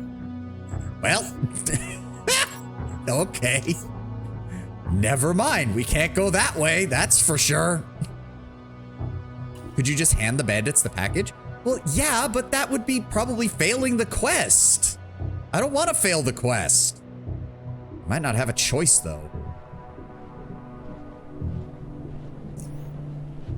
Yeah, a light sealed nondescript package. There's no other explanation here at all.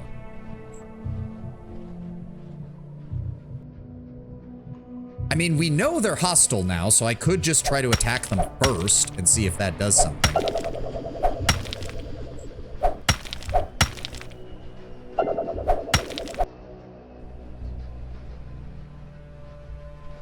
All right, let's try this shit. How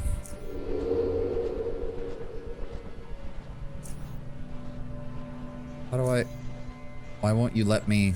There we go. 19%. Fuck me. Also, I'm pretty sure the red means he can see. Maybe? I can't tell. Personal opinion, I don't like smoked flavor at all. Lightly smoked flavor can be very good 10-win, as long as it's not like the primary flavor.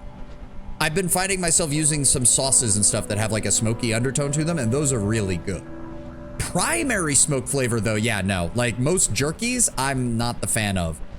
I would rather have the jerky just be flavored normally rather than the whole fake smoked flavor that a lot of them go for.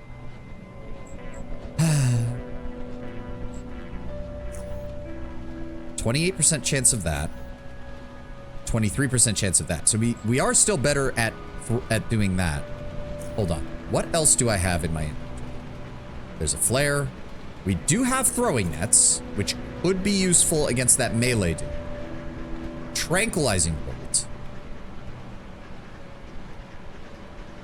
25% dealing 25% bullet damage attempts to incapacitate the target for 5 turns. That could be useful. But I have to... Oh. How do I get more combat utility slots? Probably from a belt, I imagine. Smoked salmon, not my thing. I prefer grilled or baked. Agreed. Then again... I think smoked salmon works if you do it on a sandwich. But that's because you're mixing a lot of flavor profiles together and the smokiness isn't going to come through as much. But if you're just eating salmon on its own or with a light sauce, yeah, grilled or baked is going to be better. Absolutely.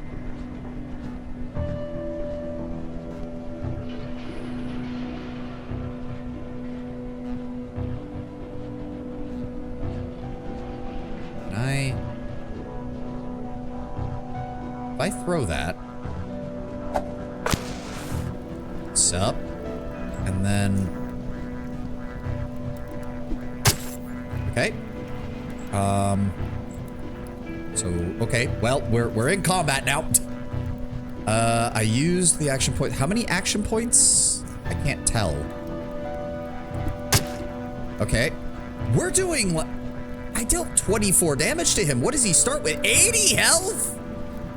The fuck am I gonna do about this? Try throwing the net then. Okay, he's entangled.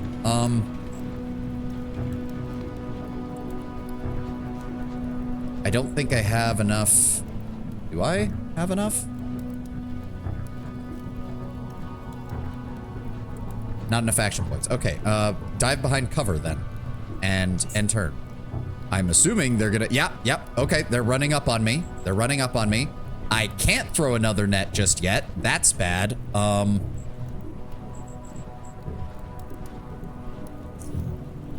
don't see... Oh, AP cost of 18 versus AP cost of 25. Okay.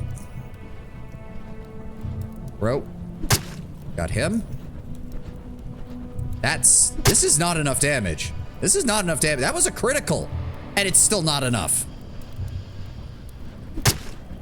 Okay, well, that's better, I suppose. Anything I can do to pull him back, because that guy's about to run up on me. And turn.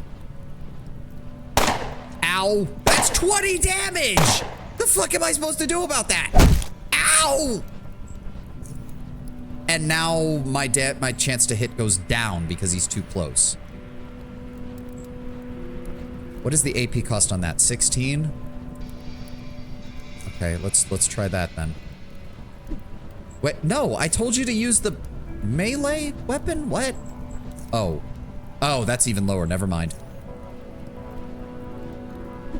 And we're just missing. Not enough action points. Well, pretty sure we die. Oh, and he's free now. Yep, we're dead. Why is it that they get to attack like 7 or 8 times and I get to attack like twice? Not too fond of fish, but smoked bacon could be good. Yeah, yeah. I am baffled. Build choice? I didn't, this is blind. What package? Give me the bloody package. Here's the package, don't shoot. I don't have it anymore. Yeah, no, then they attack. I immediately get shot in the face.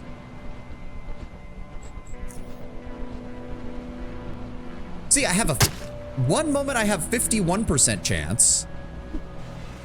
Not that it matters if my guy decides to just miss. Yeah, I can attack a whopping 2 times. They can attack minimum 2 times with a gun, if not more. I have made a horrible fucking error, apparently. Yeah, no, and then he runs up on me. You know what would be really nice, game? If I had my metathermic ability that I built this entire build for!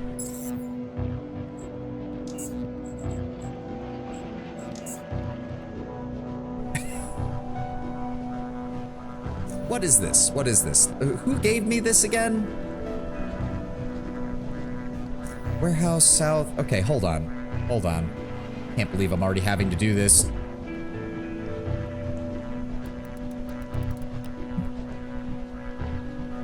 Who did I get this from? I don't even remember.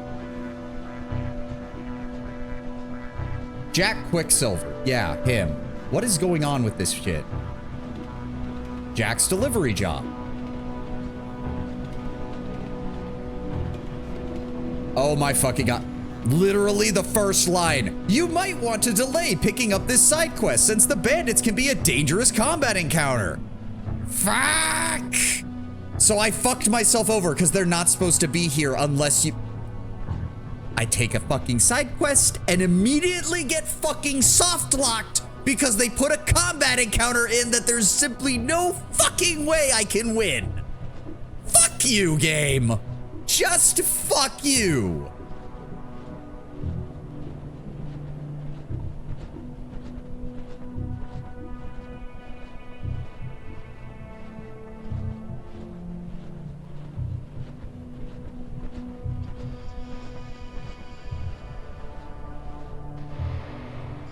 I've basically just soft locked myself because I took a side quest because it was offered. Because it was offered.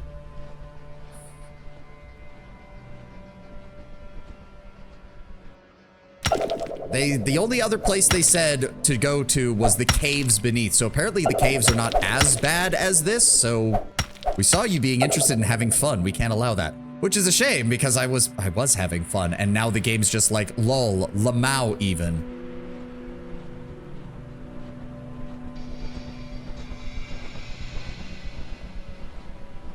I just wanted my metathermic ability. Why is this so wrong? I literally just wanted the basic fucking ability that every other side build can get by just paying a dude, but my guy's like, no, you must go do a quest for me or I will not teach you because I'm a jackass. It's not even like you're directed to a different area. They straight up added the bandits. Yeah. If you find yourself surrounded by rat hounds, use flares to scare them. They'll be back though, so try not to stick around. Oh, that's nice. I will keep that in mind. Could you please unveil to me a single rat hound so that I may kill it? A single rat hound, that is all I want. One rat hound. Just one. That is all I need. So we are in the lower passages. All right. Hi? An old man wearing an old coat, old pants, and old boots introduces himself with an amiable smile. Ah, this is young Savant. Off to do some hunting? What is this place? This is a crossroad watch. Only way to get at our station for the tunnels is through here. What are you doing here? Oh, sorting through the goods I scavenged. Want to take a look? See if there's something for you, like before I send it back to the station. I offer fair bargain. Also has old glasses, old teeth, and an old piece of bacon. Yeah, he's got some gear. He's got some Stygian coins. Cave hopper leather armor. He's looking for lockpicking devices and traps, none of which I want to give. Not that I have any to begin with. Stealth and intimidation. Hacksaw tool. A fucking 50 round 9mm submachine gun. Okay. A trapper's belt, an additional utility slot. Okay, and traps increased by 15. He also has some throwing knives. Would be really nice if I could actually make use of those, but... what are you doing here? Oh no, I already asked him that. You seem very knowledgeable about these tunnels. I could use some advice. I've been crawling through the tunnels all my life. What do you want to know? What can you tell me about the abandoned outposts? Nearest one is north of the Crossroad Watch. They stretch to the east and the west from there. They were built by Omega Station back in the day, somewhat ruined since we put them out of business. Plenty of rat hounds there now. Oh, if you're heading there, I was scavenging near those outposts a while back. Think I lost my old digital watch out there. Big old and made of metal. Doesn't have a strap, so I kept it in my pocket. Must have fallen out somewhere. If you could keep an eye out for it, if you bring it back, I'll make you a good bargain for it. I'll have your watch back as soon as I can. I am not getting my hopes up, but good hunting, Chief. How much damage did the earthquake do to the surrounding cave tunnels? Oh, a lot of passageways caved in. I'd use dynamite to clear them, but Tanner confiscated all of it to make it available to clear up the south tunnel. I mean, I can't say I blame him. Metro's more important. Passage of the lake is clear, though, if you're up for fishing. What can you tell me about the creatures down here? Well, you got cave hoppers, your mole crickets, your rat hounds, your side beetles. Ooh, and those shadow crawlers. What critter are you interested in? Congrats, you spawned 30 more bandits, all with BFGs. Ah! Tell me about the cave hoppers. Oh, they're harmless little critters. Tasty if you cook them properly, too. You'll generally find them near the lakes and other wet caves because that's where their favorite food, lake mushroom, grows. You can be hard to hunt down sometimes because they're fast little buggers. You can crawl through small crevices you wouldn't think you ever fit in. If you're looking to catch or kill one, best tactic, hide near a patch of lake mushrooms, ambush them when they come to feed. And what about mole crickets? Oh, they're probably the smallest of the big insects. Aggressive, they'll attack you if you come close, but they're not that dangerous. Usually you can just stomp them on them or smash them with a crowbar or something. Their bites are weak and you should be fine as long as you're wearing some kind of armor. But they do have acidic. They're also a little acidic, so don't let them nibble on you too long or you will start feeling the burn. Rat hounds? Ooh, they're ugly, smelly, mangy, disease-ridden, dog-sized rats. You can find them anywhere. If you can't find them somewhere, they'll get there too eventually. Individually, they ain't so tough, but they always seem to move in packs. Hell, sometimes hordes. They're very good pack hunters. Don't let them surround you. If you're in a pinch, throw a flare. Deathly afraid of the damn things. Sci beetles? Ooh, now there's a critter you be wanting to stay clear of. Scientists call them azure or something because of the big blue stripes on them. But the rest of us just call them psi beetles or psi bugs for obvious reasons. They be bugs that can sling all kinds of psionics at you. You bump into one, you might be able to take it, but it's gonna give you a hell of a headache. If you run into two of them, you best start retreating while you can. At least they're not that fast, so you should be able to evade them. If you run into three, it's already too late. Weird thing, not only do they hit you harder when they're in a group, they also start throwing crazier shit at them when more of them join the fight. If there's a Goliath around, you are in psionic hell. If you absolutely gotta fight them, get up close and personal. They are not comfortable with exposing those massive brains of theirs to slinging psionics while people are near them. Not even the big ones. Instead, they'll either try to get some distance or they'll bite you, and that bite is way less dangerous than the psionics. The Goliaths may have big horns, and those can go through you. Psi beetles are usually hanging around the mine shroom, so if you're in an area where those are plentiful, be on guard. Shadow crawlers? Ooh, big, vile, awful insects that crawl around on the cave walls all quiet and sneaky. They surprise their victims by injecting them with a good old healthy dose of paralyzing toxin. And then they retreat to the shadows until the poison makes you all stiff as a rail, and then they eat you alive.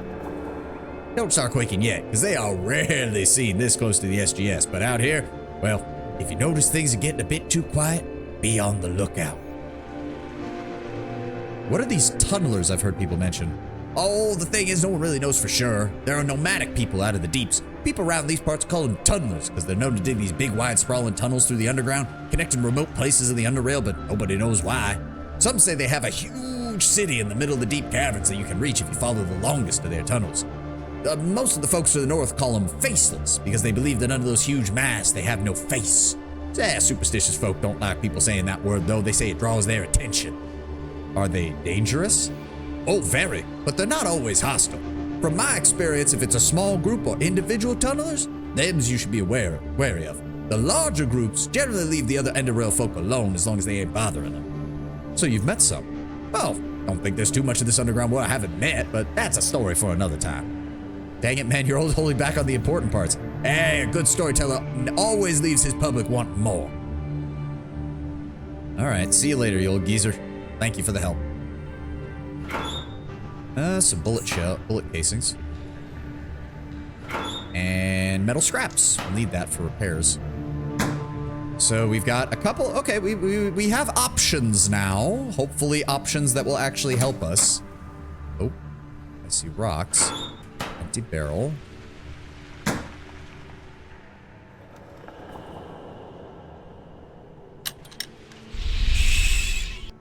Okay. That was creepy. That is a dead end. I'm assuming, yeah, you can break the rocks, but weapons have durability, so not gonna want to do that. So he said that some of these passageways have been cut off by the earthquake. Oh, you could hear faint squeaking sounds coming from up ahead and a pair of red beady eyes blinking in out of the darkness. Oh, great. Well, thanks for the forewarning, game. Would have been nice if you'd done that with the bandits, now wouldn't it? All right, let's... If it's just one, we should be able to have it. I have the putrefying bolt on standby. If it's just... Please just let it be one. Please just let it be one. I just need one. Just one. Okay. That looks to be one rat hound. Can I please fight one rat hound? I am in need of fighting one rat hound. Ow. Nope, it's not just one rat hound. Okay, but it is two. Maybe we can make this work. Shot him. And then I want you to They have 50 health a pop.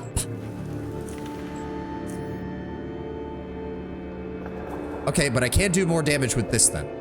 Or we could miss, you know, we could just miss and not make any progress whatsoever. Thanks, game. And, yep. Ow, ow, ow, ow. I'm pretty sure I'm dead. I'm pretty sure I'm already dead.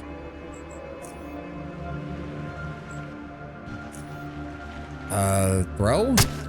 Okay. Maybe. What is that? The creature is a pack hunter. Its damage and attack skill are increased against targets that are surrounded by more of its pack. Damage against the current target is increased by 20%, and attack skill is increased by 10. Well, that's great. Fuck you.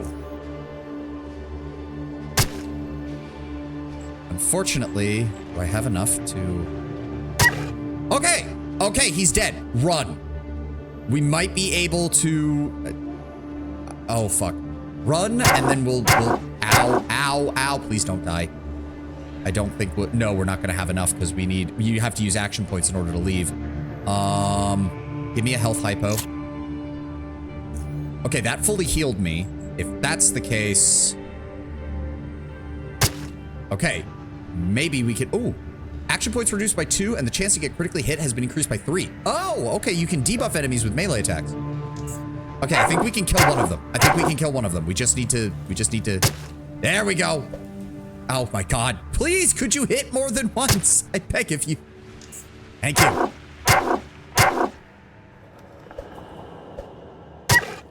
Oh, there's the critical. Fucking hell. Okay, so, yes, remains. Okay, why am I still in combat? Okay, thank god. There we go. Putrefied rat hound tissue, a healthy animal heart. We need 25 biology to get something useful out of that, and rat hound leather, quality 27. Oh, thank God, we did it.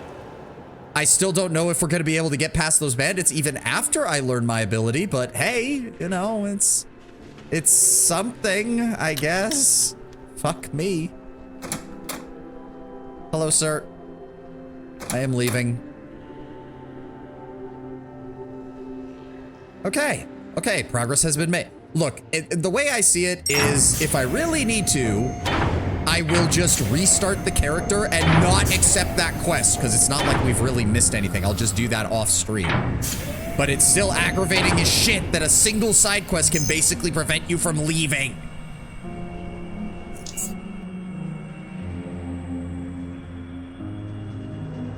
I went to the wrong spot, didn't I? Yep, I went to the wrong spot.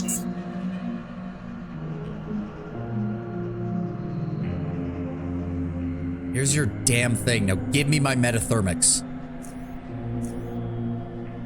Don't forget my training. Yeah, of course. What did I give him? Like an Australian accent? Yeah, of course, of course. Let me know when you're ready to begin your lessons. All right, I want to learn a side ability. Teach me cryokinesis. That's the basic level ability. Cryokinesis is any progress that involves materializing and launching an icy projectile. Most commonly, the projectile takes the form of a very pointy shard. Aside from causing direct harm, it'll also disperse cold vapors on impact. It'll cost you 50 credits to learn this ability. Oh, wait. Do I have... I can't look at my inventory. Hold on. Hold on. Getting the ice one first? I kind of have to, Lord Browner. Okay, I do have enough credit. So hold on. Hold on. So I can use... Yeah, see, requires metathermics 25. See the problem? So what I want to do is pay for the cryokinesis, and then as soon as we get 25 metathermics, I will use my freebie to get the pyrokinesis. Yeah, here you go. Getting the ice one for... As I said, I don't have a choice, Lord Bramber. I don't have a choice. All right. There we go. Why do I have neural overload? Why the fuck do I have neural overload? I didn't learn anything from thought control. Wait, do you get that just from... Okay, how do I unequip this, though? How do I unequip it? I don't want it. Yeah, because it would have been... Well, 10% increase psi clock. Did that just dump my entire psi reserve? Are you shitting me?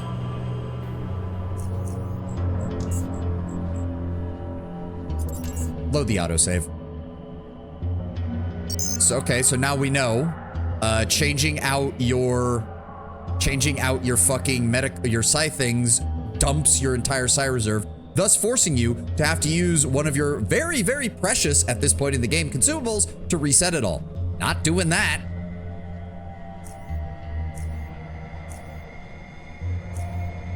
Teach me the cryokinesis, goddammit. Let's try that again, shall we? Okay. Okay. Yeah, we're not gonna touch this. It is a slight cost increase. That's fine. We're still at that point where that low of a psi ability is not bad. So I would like to... Let's take you. There we go. I would like to replace that with that, and I guess we'll also include neural overload, because why not? There we go. Cryokinesis. Ice cubes at will. Yes. Materializes an ice shard and shoots it towards the enemy, dealing 12 to 17 cold and 9 to 12 mechanical. Applying a chill debuff to reduce the target's movement points by 10 for 2 turns. Stacks 3 times. The other major advantage is that it is almost, that it actually is good at hitting things, because your accuracy with a lot of psi abilities is guaranteed. It's just that the enemy does get a saving throw against most of the high-end stuff, but this one they don't. Okay, so what I'd like to do is use... Can we... Why are we not using... Cannot be used in combat. Yeah, I get that. Health must be over 40% for bandages to be effective. Please use it, game. I want to use it. What? Why won't you... Cannot be used in combat. That's not the problem. Why won't you use it? I don't want to use one of my last remaining health hypos to heal fucking 20 hit points. Please use the bandages. It refuses. It just refuses. Okay, well, the game is deciding to continue. Maybe if I put it in my hotbar? You have to select yourself. Okay. There we go. Again, I don't even know if this will be enough, because for all I know, cryokinesis is still not going to be enough to beat these guys, but we'll see. Yeah, it also costs more action points is part of the problem, but we will do what we can. Pass 1 or 2 saving throws or die. All right. So if I select this, okay. Okay, yeah, see, there's not even a hit chance. I can see him, ergo I can damage him. At least I'm pretty sure that's how it's going for me. Why did two of them have to have guns?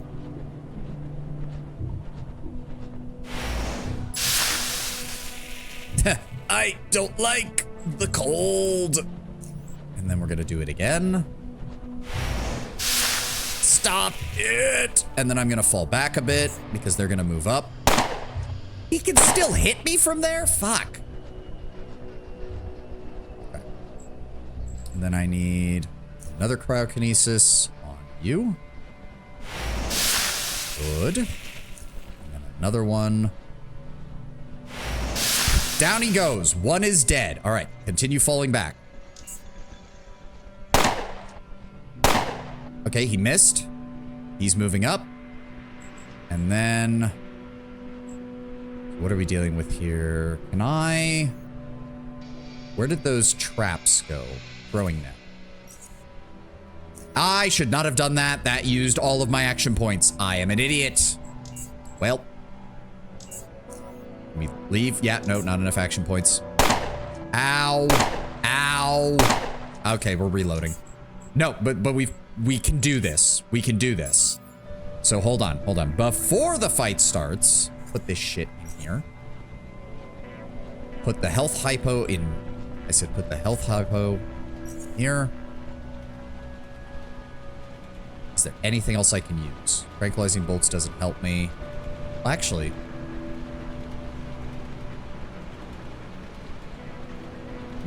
Up to 5 turns. Maybe.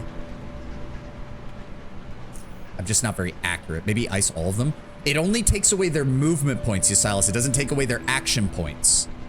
Is the problem. I'm actually probably a lot better off just killing one of them as quickly as possible. Again, the main advantage is I can do this from a lot further back than... yeah, so if I do that... hold on. And then... okay, so I have to be right here. Can I destroy this light so that it's not... no, they don't allow me to do that. All right, so cryokinesis, F5. Right there. Yep, starts the fight. Then we deal some additional damage. There we go. Can I throw from here? 18. Okay, no, that uses all my action points. And then I have 36 movement points left. So fall back and turn. He has to run forward. He gets 1 shot and misses. He did not get a chance to attack, and all of them are there. See, if I had a bomb, that would be great here, but I don't. Why can't I? There we go. There we go, and then 2. That kills him. Down he goes. He missed. He missed. He missed. Ah! Evade 3 attacks in a row. Wow, okay. I'm surprised. Okay, so it takes 25 to leave the area, which means I can cryokinesis you once and then leave.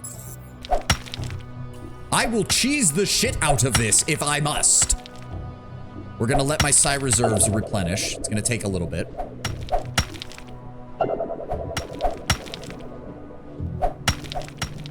Because, yeah, it uses 17 psi per cast, but I only restore 13 psi per turn. So we are slowly losing that. That's fine.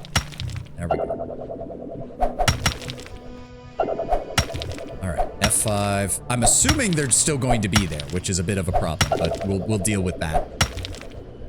All right. Yep, okay. Ow. Oh, they automatically get to go. That's a problem. Okay, he already missed. I have a full turn, though, and now I can attack you. Hit him. Hit him. Oh, we almost got him. I need, like, 1 more damage. Oh, no. He's got way more health than I thought. Oh, I was looking at that wrong. Yeah, chilled. Movement points are lower. I just want to go over here. I know we don't have enough action points. I just want to Every inch of range that I get away from this guy increases my chance of surviving.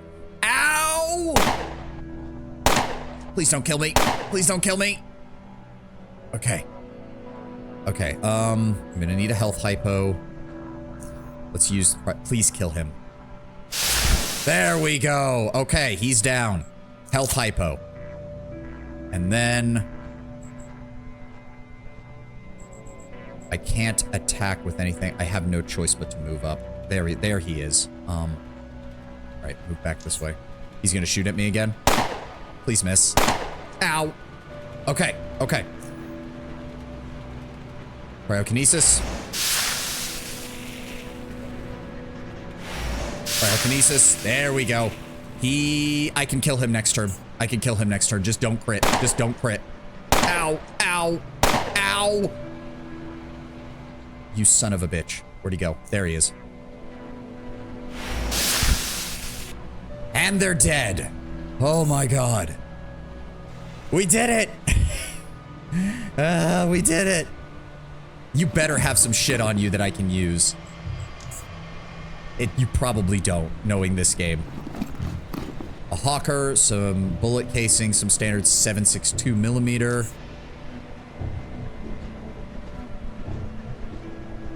Am I above 40%? I am. Oh, thank God. There we go. Bandage.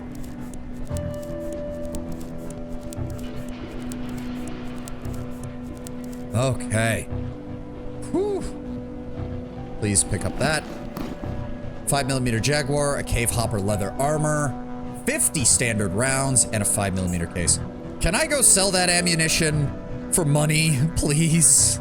I'm totally down for that, please. Oh my god. First combat, no, second combat of the game, and we managed to survive. Thank Christ. I wonder, can I? Okay, that does not help. All right, so we got through that. Let's go to the armory and see if I can sell some of this ammunition.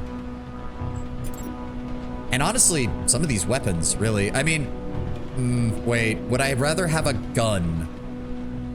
Base action points of... Oh, that's why he was able to shoot so much at us. That thing's got a base action point level of 10. He can shoot 5 of those per round. Okay. All right. Where was it? Armory and shooting range. When an encounter is next to the map zone. Yeah, when the fucking side quest sends you on a fucking bullshit. Right from the beginning. Are you willing to buy anything from me? Yes, he's looking for... He'll buy any bullets or shells, and he'll take firearms. We now have that, so I have no problem.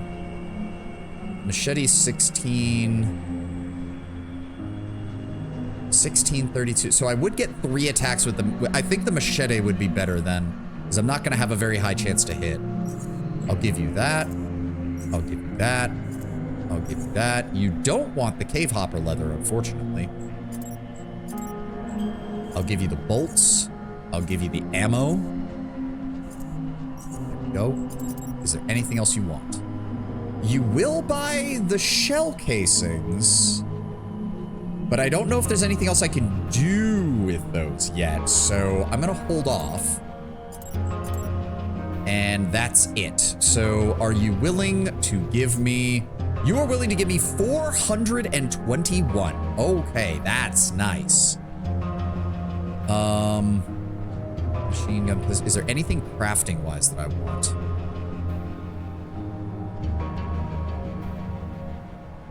Insulated vest. How much is that worth? 9,000. Oh god. Yeah, no, we're not gonna have enough for that. Cave hopper leather. You don't want that, really. Oh, he specifically is looking for riot armor and helmets, not regular armor. Okay. Unfortunate. Pneumatic hammer units, when powered, occasionally inflict additional damage and even knock targets out. Okay. Very low damage, but that would allow me to attack 4 times as opposed to 3. Cave hopper leather boots, I don't need those. The dodge and evasion here is better. Adaptive goggles, EMP grenade. No, I don't need any of this. I just need cash. I just need cash. Yeah. Trade. Thank you. Just to check though, how much would you be willing to give me for these? 1. Never mind. No. No. I'd rather have more items than that. Thank you. Okay. What the fuck do I do now? We need to go get some health hypos and some bandages, probably. I also need to see if I can craft bandages eventually. Something tells me being able to craft them from, like, cloth rags would probably be better than paying for the damn things. Pascal, about the mushroom coach savager. Oh, no, I already did that. So you have health hypos, psi boosters, and psi inhalants. You are also willing to sell these. They're worth about 290 apiece. I only have about 4,000 value right now, so...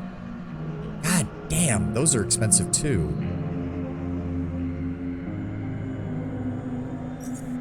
No. Split. Those are worth 1,800. Ugh.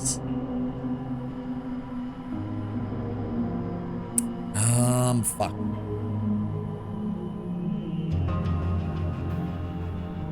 $1,400. Okay, so that plus that's most of my money, but that would help with our healing.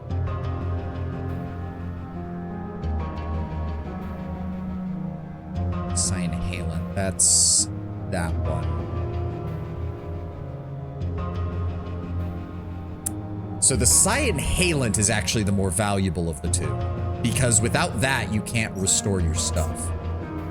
That is 400 of my trade, but that's fine. I'm willing to do that. Do it. All right. We can go ahead and download that into our crafting menu. So we need to be on the lookout for unsaturated psionic catalyst, a small oxygen tank, and sponge filters. All right, hopefully now we have access to an actual low-level area that we can actually fucking do.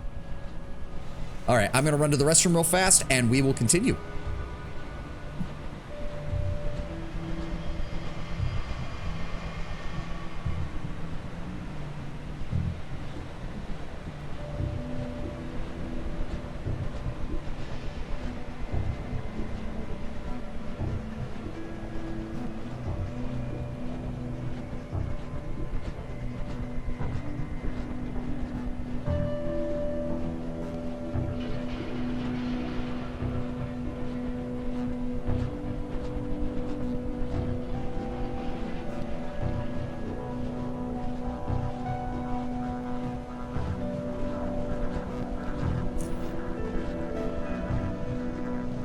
All right, I'm back.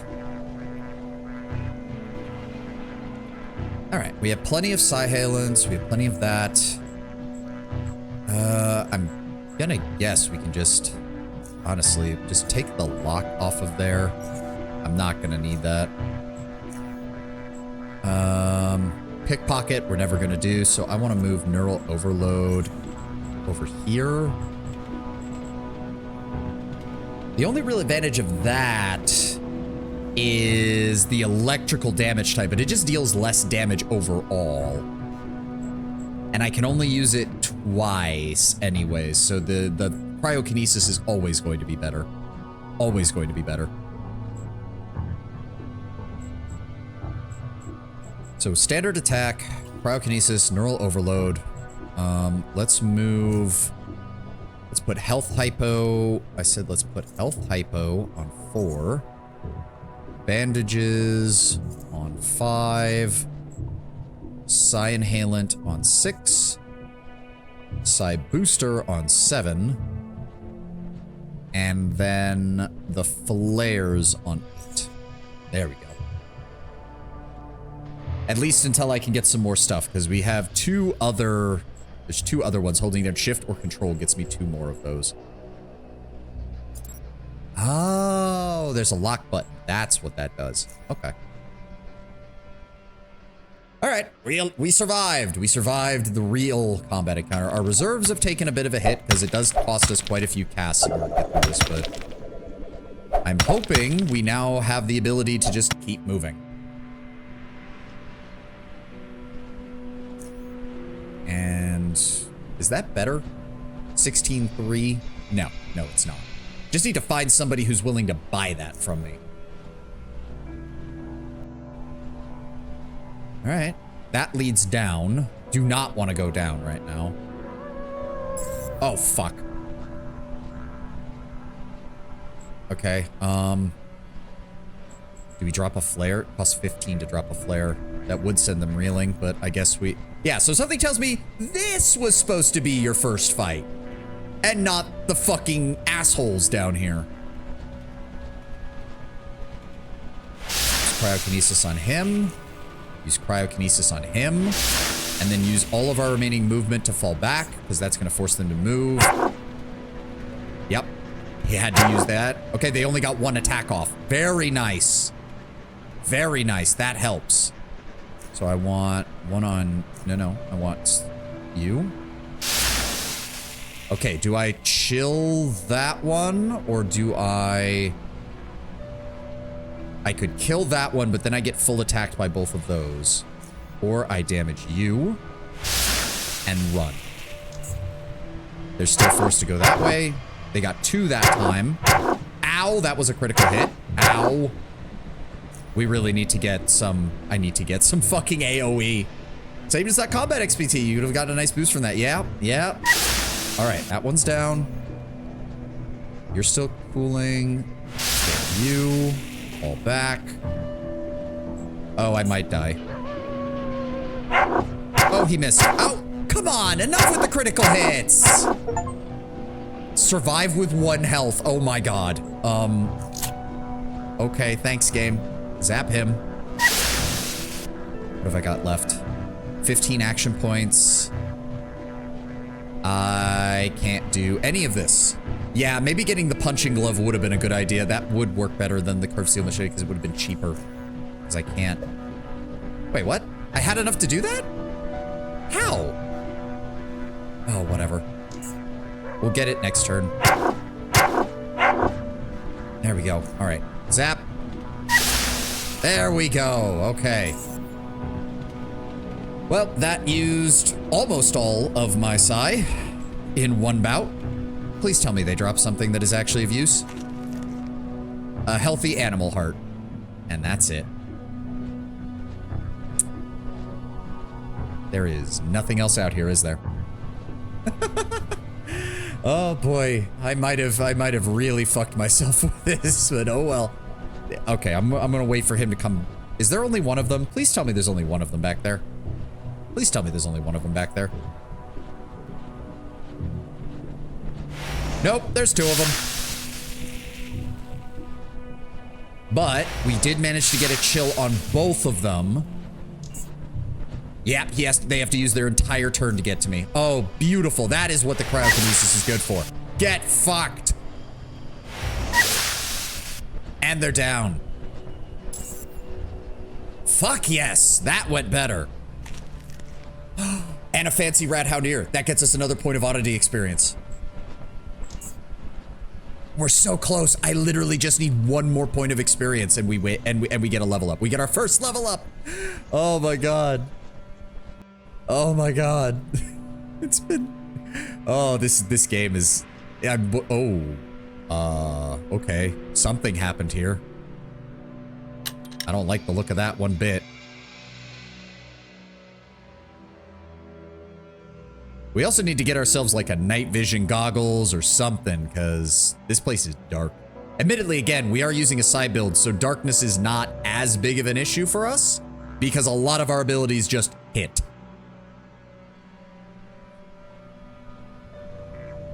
Yeah, and I feel like oddity is the better way, like it's the more true way to what I've seen of the game design, Lord Brown Bear. Because it feels like being a murder hobo would just be a bit easy, especially because I think enemies just respawn in this game. They'll just come back after a while. The tunnels will just repopulate. Oh, that's an explosive barrel. That would have... I wish I had noticed that. Nothing in that. Nothing in that. All right, let me stand back and blow that thing up, because the last thing I need is to leave it for something else to explode. Yeah, that would have solved my issues. That would have solved my issues. All right. I don't like that the world map is not, like, updating to where I am. Like, it is updating where I've gone, but, like, it's not... What is that? Oh, that's lower passages. Right. All right. We made it. Another section of the map cleared. I have no idea where I'm going. Okay. Oh, okay. So some parts are still illuminated. That is another red hound. Fall back a little bit. If it's just, oh, there's at least 3 of them. I think we can handle this though. All right. Chill enemies 50 times. Really? Already? Oh, a critical. Oh my God, that was good. All right. And then we're going to fall back this way. Yep, he's gonna run on us. He's gonna run on us. There's more than 3 of them. That is not good. You there. You there. You're still cold. Run back this way. Oh, he managed to get close enough for that. Okay, one on you. Please kill him. Oh, so close. That still chilled him though. We're gonna do that to you. Yes, he's dead. Run. He's gonna run up on us. We're looking at... Really? I thought I was out of range for that, but nope. Zap him. And come on. Yes! Please drop the... Please, please, please, please, please, please, please, please, please, please. Fuck. Yes, take all. Level up. So it begins. Also, I am almost completely out of psi now. I remember thinking like, oh, 500 psi, it'll take me a while to go through that. Early game, I should have realized it's gonna cost us. It's gonna cost us. Good Lord. Okay, how do I level up? How do I level up? Oh, level 2. Okay, so it's already listed. There we go. Okay, okay, so... Let me see here. Let's see here. We need metathermics to go up. So that is now at 30. We want, so let me see here. Persuasion, I only need to get to 50 to get most of the stuff. So we're definitely putting 5 points in that. You can only put 5 points in per level. Once you hit that level. So we also want biology needs to get to 115 and chemistry needs to get to 60. So we're gonna, electronics is kind of useless because we just do not have the crafting materials right now. So it's better to focus on the others. So I want chemistry to 15. I want mechanics to 15. I want hacking and lockpicking and traps. And then I want, let's go ahead and boost mercantile by 5. Ooh, or maybe tailoring? No, because we're still waiting on that to, there we go. Oh, and a feat. We're going to want, armor sloping. There it is. Reduces armor penalty from metal plates when crafting armor by 35%. Not very useful right now, but we want it because once we start making metal armor, that is pretty much essential. Absolutely essential. All right. I took a little bit of damage there. So we're just gonna... Nope. Go, bandage this up. I think I have enough psi to get through like one more small fight. And then I'd like to remove neural overload because I'm just not going to use it. Okay, I do have 4 of these, so hold on. All right, what we're going to do is unequip this. That, yeah, that resets our psi. We don't have a choice there. But now our psi modifier cost is lower, bringing the psi cost down to 17. Yes, and then I want you to go ahead and use denaturated psychic inhalant.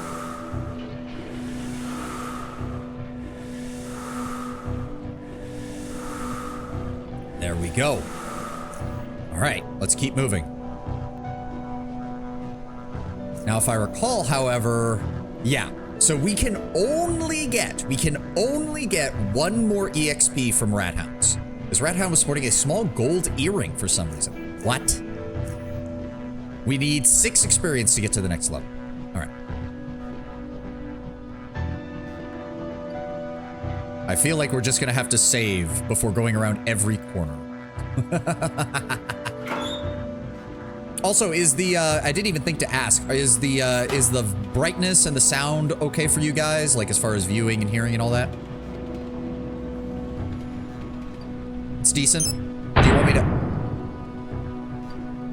Well, that was not what I wanted to see. We're going to reload real fast. You can only see so much with how the graphics are to start with. Yeah. Looks like someone tried to, keeping it as a pet. Yep, and I nearly exploded. Thanks, game. Okay, note to self. We're putting points in the trap skill next. I should have done that. Yeah, no. Game seems fine to me.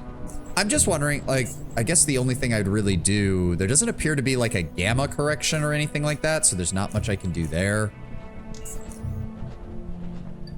So, can I approach this without exploding? Yes. There is a box in here. Lockpicking of 30, which we don't have yet, I don't think. Not that I even have... Yeah, no, I have a lockpicking skill of 19 right now, so... Okay. Still, you never know. There might be something in here that we can use. There is a strange comm device. Some sort of communication device, so you're unsure how it's used since it only has one button. Since it's already broken, you may as well take it apart and find out. All right, gain 1 experience. You can gain this up to 4 times. Nice. Sledgehammer handle. Okay. Ooh, a helmet with a headlamp.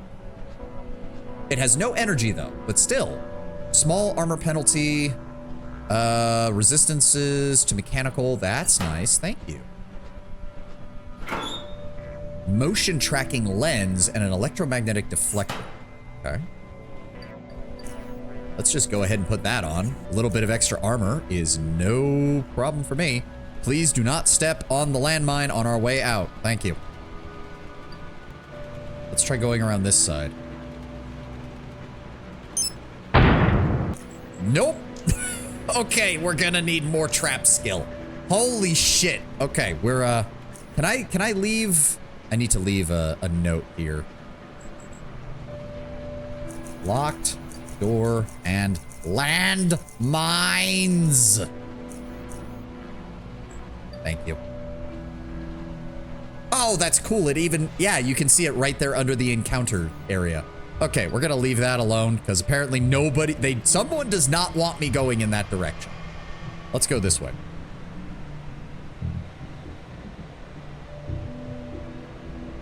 I have no idea where I'm going.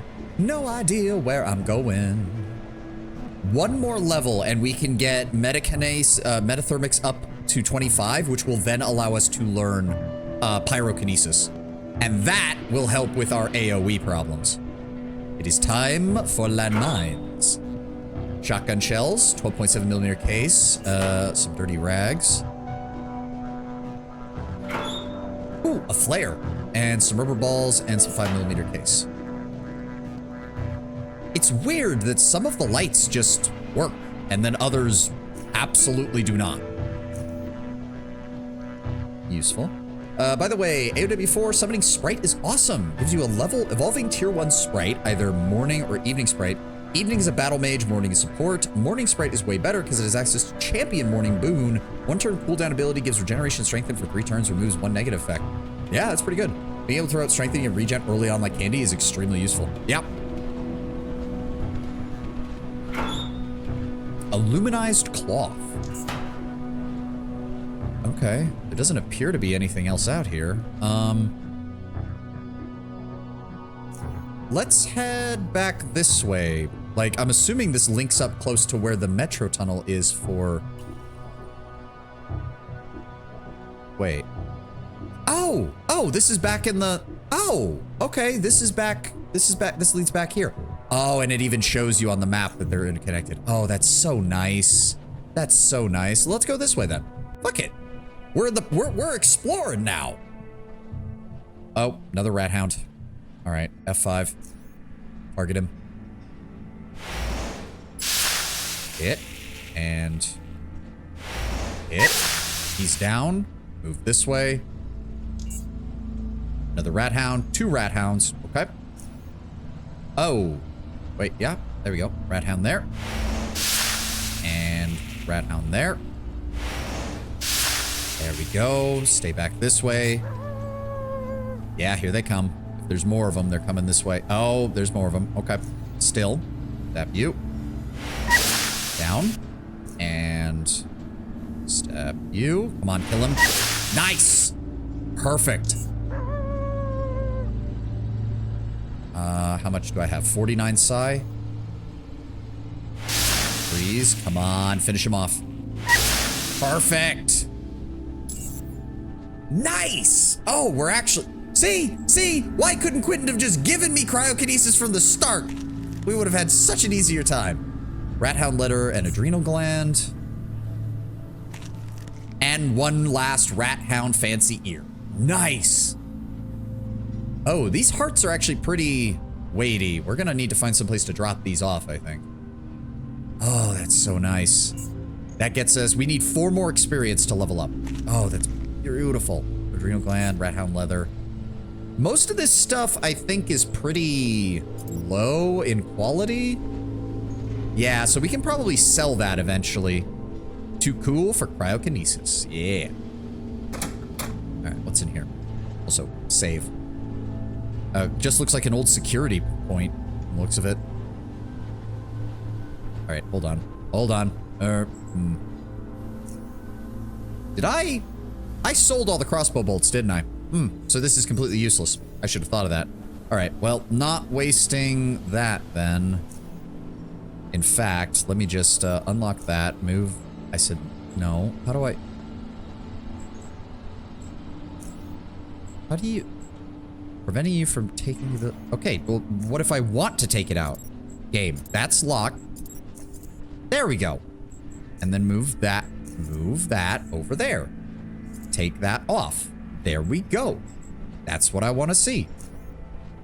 That's what I want to see. And we're going to put that right here. There we go. I don't want to waste psi on a ranged attack on an explosive barrel. Let's just leave that alone.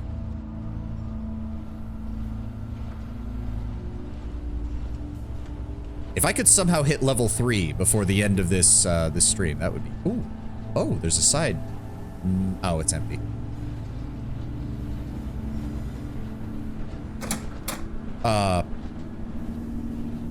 Pretty sure that's where he wants me to meet him. I was just about to leave. Honestly, didn't expect you'd survive. What the meaning of this? I knew I was being watched, so I had to use someone to send it as a decoy to get the real package out of the station. But as I promised, a man was waiting to pay you for the delivery. I never said who the man would be. He hands you some credits. Why did you wait for me if you expected me to die? I'm a man of my word. I may have thought you were going to die, but I always honor the deal. What do you do now? I need to move to other places. The trains are out here, and there are other ways to travel around, though they are much slower, especially if you don't know all the shortcuts. He smiles. Time for me to get ready for work. See you later. No problem, Lord Bramber. You have a good one. We've only got about 30 minutes left of the stream, so thank you for being here for as long as you were. Let me know if there's anything you'd like to trade before I leave. What do you have? He's looking for leather armor and lockpicking devices. I have a spare suit of leather armor, don't I? Don't I? Yeah. Sweet. He's willing to pay for that. Decent value on it, too. What does he have? He has lockpicks. Lockpick Mark II. Omni Tool. Opens ventilation shafts. Will require a certain level of lockpicking depending on the target. Okay. Unfortunately, he's not really willing to buy much else. Yeah, no, he doesn't want that. Is there anything else he's willing to buy? No, there's nothing. Damn. Steel dagger, reinforced steel gloves, wrap-bound leather gloves, various crossbows, a balaclava, some grenades, some throwing knives. He has his own leather. He's got some Stygian coins. I'd really like to get my hands on some lockpicks. How much are you charging for that? If I move that. Okay. Okay, that gets me 7 lockpicks. Allows me to pick locks of up to level 19. And I trade him the leather suit and some SGS credits. Sounds good. Thank you, man. Oh, locked. Can I... Wait. Is this gonna be one of those things where I lose it even if I can't get it? Because I'm gonna be very annoyed if that's the case.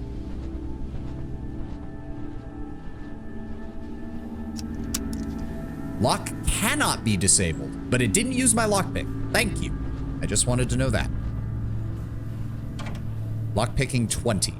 Unfortunately, I need 1 more to get that. Okay. So there's definitely going to be stuff there. Also, it looks like he cleared out some rat hounds back there. Oh, no. Oh, wait, that's one of the guys from SGS. What are you doing out here? Sorry, no one else is allowed inside here for now. Okay. I didn't realize... What's going on, buddy? Also, good to know that if I run into trouble out here, I can fall back here and he'll probably help defend me. Lockpicking 35. Okay. I'm definitely coming back here. Especially because... Uh-oh. F5. Fall back a little. And then... Explosive barrel. Oh, he ran out of the way. Fuck you. I was about to set that off. Zap. Zap. Get fucked.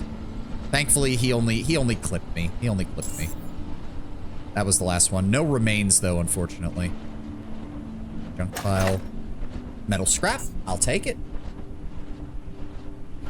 And... Ooh, Omega ID card. Having one of these must have meant a lot back in the glory days of the Omega Station. Nowadays, it serves merely as an obituary. Oh, we can find 10 of these? Oh, that's... Oh, we only need 2 more. We only need 2 more. Imagine if I could find 2 more before we fucking end stream. I would love that. Love that. Okay, so what I want to do then is... I need to leave a note for this. Lock picking 20 and 35, I think it said. Yeah. So we'll leave a note there. I don't remember what this one was. I need to start recording things that give me the notes about how much I need. Yeah, 20 and 35. It even says it over here. Oh, that is nice. I mean, I guess we'll just hang out around this area because it seems like this is pretty much in our challenge rating, so to speak. I see an explosive barrel. I don't suppose there's any rat hounds that I could use it on. Does not look like it. Bottles and dirty rags. Sure, we'll find some kind of use out of that. The other problem of trying to go hard into crafting is there's really nothing you can do in the early game to craft anything. Shelves. There. Hacking 35. Okay. Okay, so that's another one.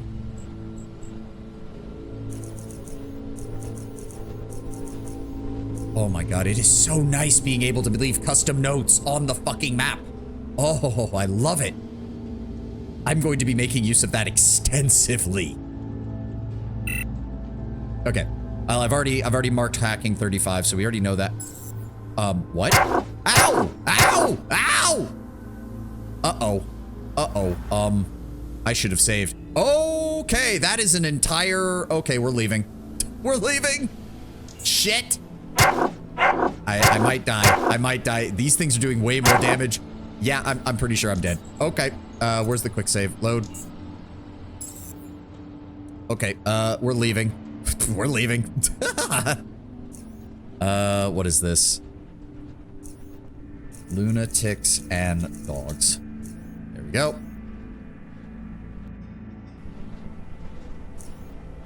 All right. Can't go anywhere else around here. Can't get through any of the locks. Let's move on. Oh, wait. Wait. That door. Is this unlocked? This is locked. Can I...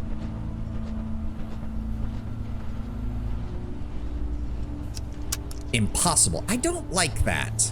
Can I break it open then? Is there a chance for that? Because, I mean, it looks empty, but still.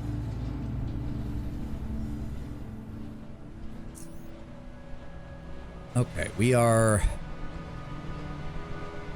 Is it the one that I'm highlighted is the one that I'm in? That goes below. We do not want to go down. The under areas, I'm pretty sure, are worse than this. So... Okay, so... We do not want to go that way. Further north-ish? How do I... Wait a second. Oh, okay, so the whole worldview is slanted to the right. So this direction is always north. That's good to know. That's good to know. All right.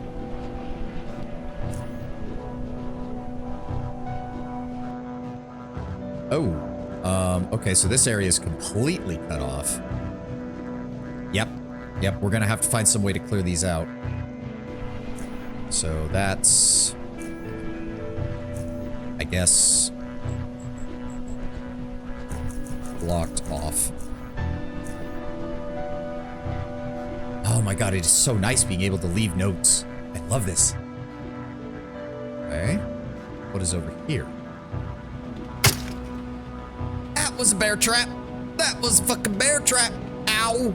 Trapped and bleeding. Ow.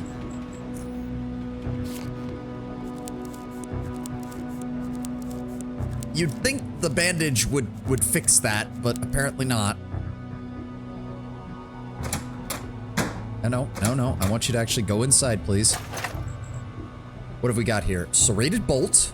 Inflicts bleeding. 8.6 millimeter. A 5 millimeter Jaguar. And a border guard orders. These old bloodstained orders were issued by the Omega Central Command to their border guards. The order states that the guards are to shoot anyone they perceive as an SGS member on sight. 1,000 Karen bounty is placed on one named Gorski. Oh, that's our head of security. My god, I only need one more EXP. I need one more. If there's more bear traps around here, we're gonna have a problem. I don't like that I can't see very well around here.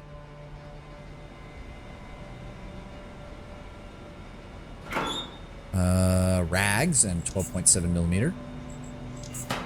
How am I doing on inventory? 81 out of 180. Okay, we're actually doing decently. Electronic lock. Oh, they even have their old flag around here too. Okay, so I guess when SGS cleared them out... That's a mine. Son of a bitch. Okay, let's try that again. All right, well, we know there's a mine there. So I'm assuming SGS might have defeated Omega, but I guess they weren't really interested in, like, cleaning things up afterwards, which means all the old traps and shit are still out and about here. A shotgun choke and a dagger mold. Okay.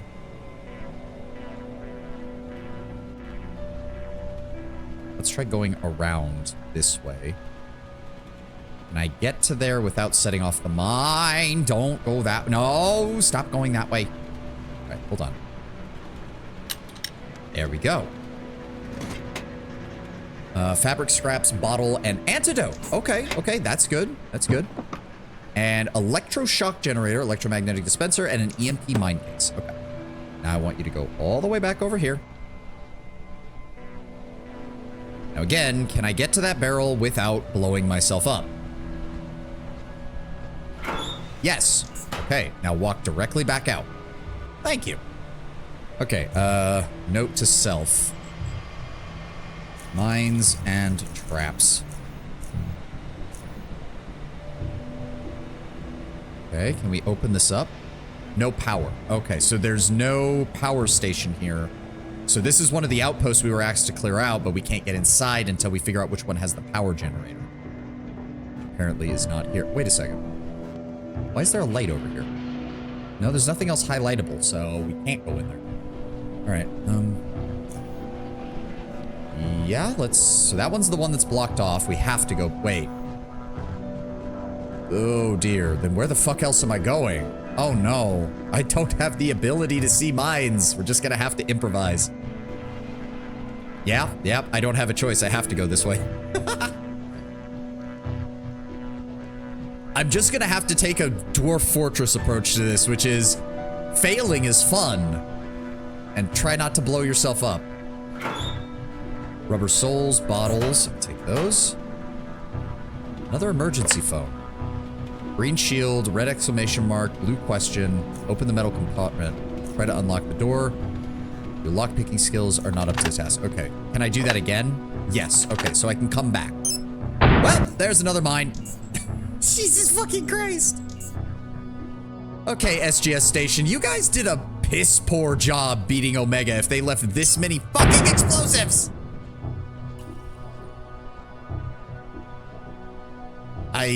Okay, and this area's blocked off, so I can't even get out of here.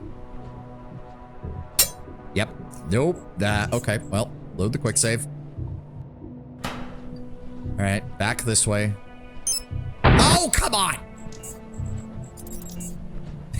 Jesus Christ. Okay, so the mine is there. Let's go this way. There we go. Was that? I think that was 30, right. Oh, well that means I can update my note, though. Lock door. Can I adjust? There we go. Nope. There we go. 30 and phone lock. There we go. All right. Okay, so this is blocked off. That's a dead end. I guess we fall back for now. We fall back and try to find out where else we need to go. I'm assuming if that's the Omega one, then they've got to be... Because he said the northwest? Those both go down. We've been there. Do not want to go that way. And this just leads back to the station. I guess we could try going underneath and see if that gets us anywhere.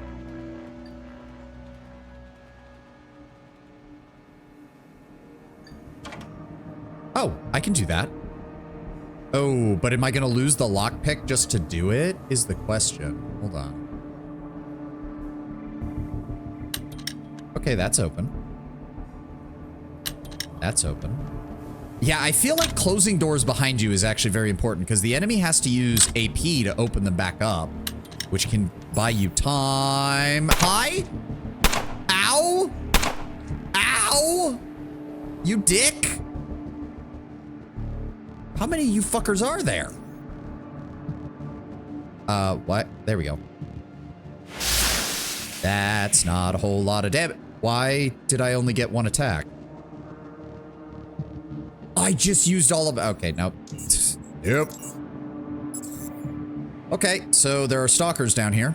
I don't know who the stalkers are, but apparently they hate me. So, not doing that.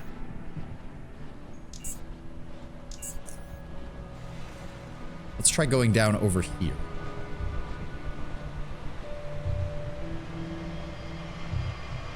I just want one more piece of oddity experience. That'd be really nice. One more. Oh, hi. Ow! Okay. So he hit me. He did not do that much damage. He reduced my strength. That's fine. I don't care about that. Cryokinesis. Cryokinesis. Fall back. Thankfully, there's no such thing as attacks of opportunity in this. Ow! Ow! 23! Fuck you! I know I can kill him. There we go. Steel dagger. A haxer tool. Oh, nice. Okay, well, we're leaving. Jesus. Is that causing... No, that just reduces my strength. It doesn't actually... doesn't cause me any problems with healing. Alright, so... what were they called? Stalkers? Stalker enemies. Alright, can't go that way either. I'm pretty sure those dogs and shit are over there. What am I at health-wise? Let's go ahead and use a bandage. I said let's use a bandage, please. Get out of here, stalker. Yeah. There we go.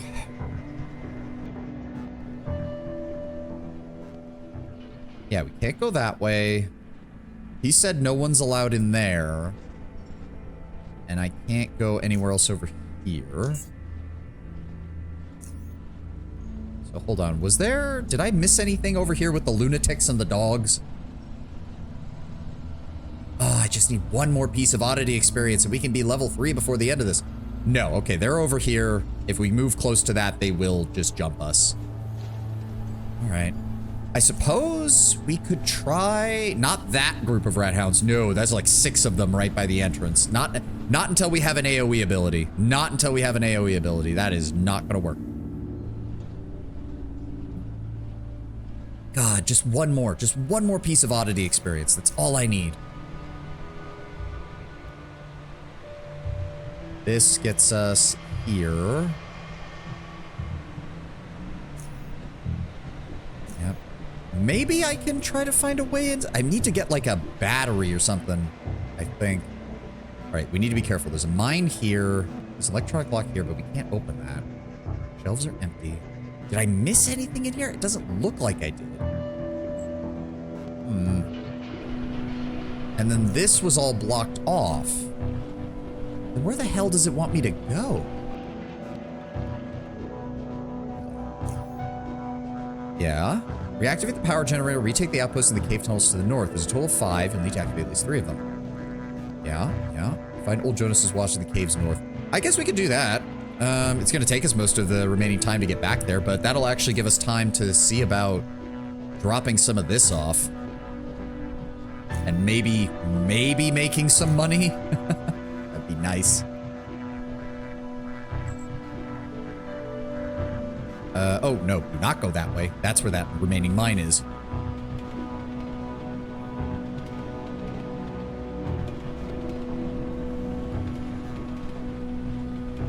I mean, the game is definitely guiding us because there are still these rocks and everything everywhere. Like, they are definitely... Also, it didn't even occur to me. Okay, durability is still okay. Durability is still okay on our items. That was what I was worried about. Barrels, these dumbasses who I killed. I suppose as well, I didn't even think about that. Hold on. Our standard skill is 20, but our effective skill is 30. Maybe he will teach it at us. Maybe he will. Does America do quiz walks? Common gathering game in Sweden where there's a question on a walking track. Answer them in paper and then you see who got the most right. It's a very case of concepts, so I assume America does as well. No, I can't. Like, there's a couple of national parks and like places like that will do like, find all these like, you know, not like pamphlet. That's not the word I'm looking for. Like find these like plaques or things that might have been set up or try to spot like animals that are native to the area or something like that. That's the closest I can think of. They're mainly for kids.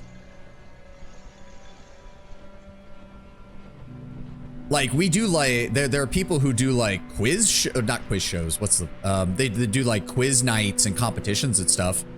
You'll get a bunch of people, they'll all go to the same restaurant and they'll do like a quiz night. It's usually sponsored, well, not sponsored necessarily by the restaurant, but like they'll plan it ahead of time. Let's go to the armory. Let's sell off this ammo. Hopefully he'll give me... Yeah, no, like I can't really think of something off the top of my head that is the equivalent of that. There we go. He does not really. He doesn't want the tranquilizing bolts. That's annoying. I'll give him the 5mm Jaguar. 12 AP versus 16. 4 to 12 versus 7 to 15. But that does let me get an additional melee attack in if I really need to. It also has a higher critical hit chance. So I'm going to do that. I'm going to sell you the steel machete. I don't want to give away any of my crafting materials if I can avoid it right now. Anti-thermic rat-bound leather overcoat. The gun is worth almost 2,000.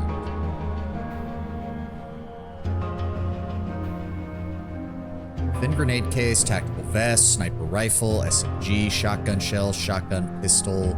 Assault rifle, balaclava, bullets, combat knife, frag grenade, gas grenade, hand grenade, light machine gun, and mine. I just don't think I need any of this. I will buy another 10 throwing knives in case we need that, but otherwise...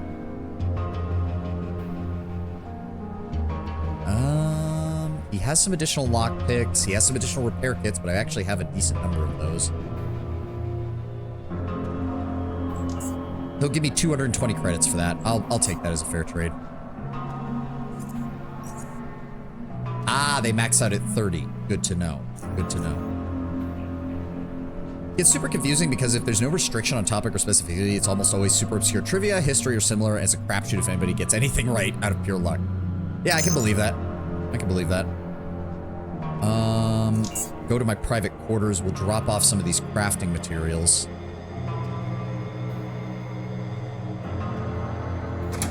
I can't wait to get a heavy suit of armor. Oh, is there something else on my computer? Nope, nothing. All right. Where was I keeping my stuff? It was in the shelf, right? Yes, there we go. All right. So, let's see here. I should find somebody to buy those from me, and those would be nice. Keep all of that. This is all crafting materials. Do I just drop all of this off? Maybe?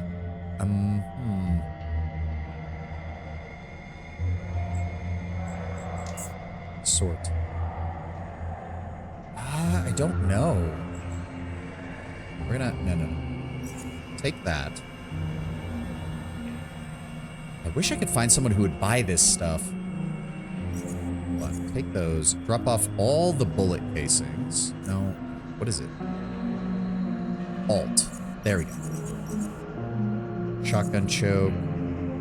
Well, no, I'm probably not going to need that. EMP mine case. I do want that. Sledgehammer handle. Electroshock generator. Dagger mold. Adrenal gland. I'll keep a hold of that. The animal heart.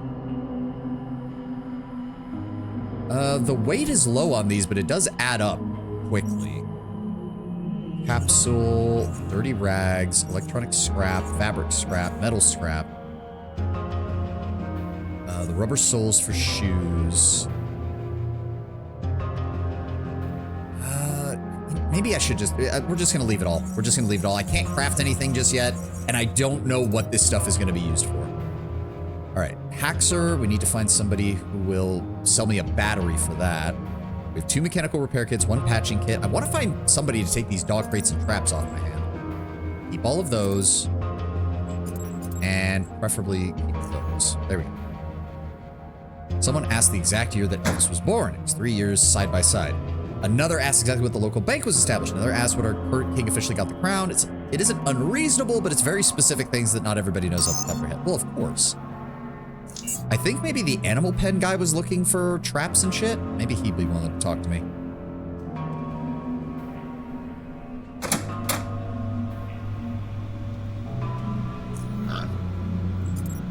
He does not want anything. He wants plants or fungi. Really? Okay. I mean, we're still good on weight, so it's not like it's super vital that we do that. I wanted to also try the comments. I made a mean question, asked what device in the local network usually automatically sets up the IP address, the router, the switch, or the network card. Can I sell? I can. Okay, she's probably not going to give me too much for that. 10 credits. I'll take it. Every little bit helps at this point. Every little bit helps at this point. So yeah, I think we'll go down into the underground. And maybe the guy in the science lab might want something. I'm just trying to offload some of this junk. I don't know if Ezra really wanted anything. He's willing to buy the hacksaw, but I don't want to sell him the hacksaw.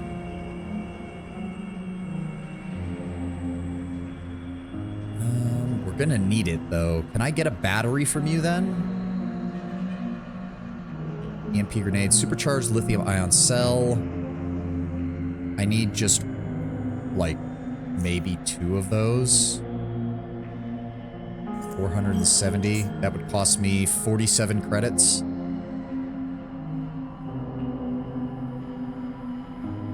Recharge an item with 30 energy. Okay, so yeah, that would recharge the Haxer and give me 1 spare recharge as well. Perfect. Nope, nope, nope. I didn't mean to. Okay, thank God it's empty. I'm assuming they. Okay, I'm really hoping they don't get angry at me for doing that. And did Harold have a barter menu? I don't think he did. Oh, he does. He wants my patching kit, my mechanical tool, which I don't want to give him.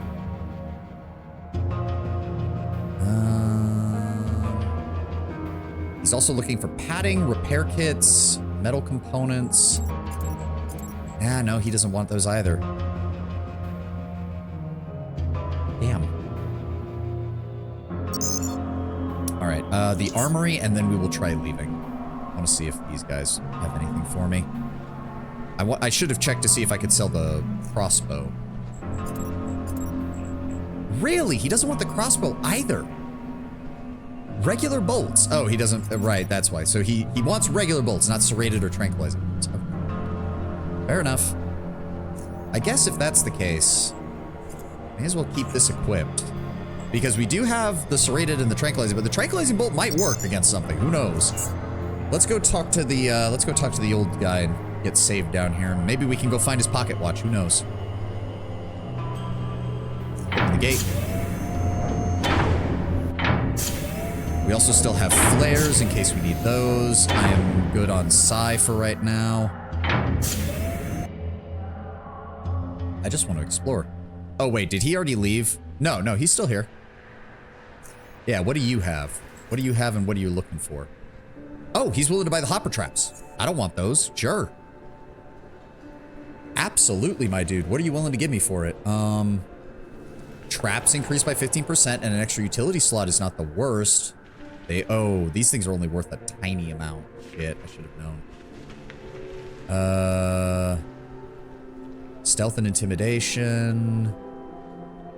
Adaptive lens, vials, sponge filters. I'm gonna need those, I know. Throwing knives, bear traps. It seems like it would be pretty good. For right now, yeah, just give me the credits. Just give me the credits. Whatever I can get from you, buddy. Thank you. All right. He did say the area directly around here shouldn't be too bad. There we go. Yeah, so that leads to Southgate Station. Let's find out what's around here. And hopefully, I won't run into random landmines. Wouldn't that be nice? Oh. Hello? Okay. Barrels. Rocks. Hey! Adaptive lens, gasoline, fabric, dirty rags, metal scrap, 5mm case. Okay, okay. Actual salvage. Bottle, electronic scrap, soft foam padding, starter mixture. Rubber balls. Nice. Oh, and I need to recharge my tool. How do I do that? Ah, recharge item. Sweet. So we can now disable an electronic lock up to the skill of 17. I do like that it just tells you. I do like that it just tells you.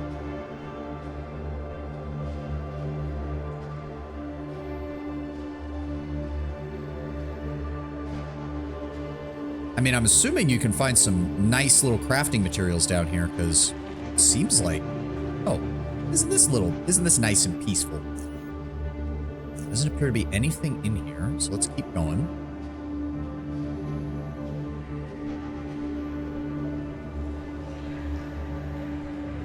Oh. Oh. Okay, somebody set up a light source in here.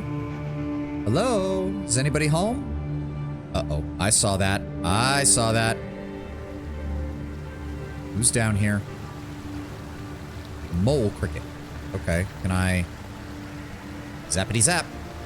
Oh, he left. Son of a bitch. Oh, they're here. Oh, nope, they're annoyed. They're annoyed that I'm here now. Okay, let's go ahead and just fall back slightly, and then zap. Nice. He's dead. Keep pulling back a little bit. Very good. Zap him. Perfect. Critical hit. That ended it. Oh, no. Okay. Still, we can do this. Him. Fall back slightly. Really? He didn't... Okay. I can work with that. Let's zap him then. Perfect. I don't suppose any of you would like to drop some remains that would give me one last oddity point, right? South Junkyard, South Mushroom Cave, East Camp Hathor. Okay. Come on, just one more oddity experience. One more and we can level up. Thin mine case. Nothing really valuable. Shotgun shells, rubber ball. Well, empty shotgun shell, I should say.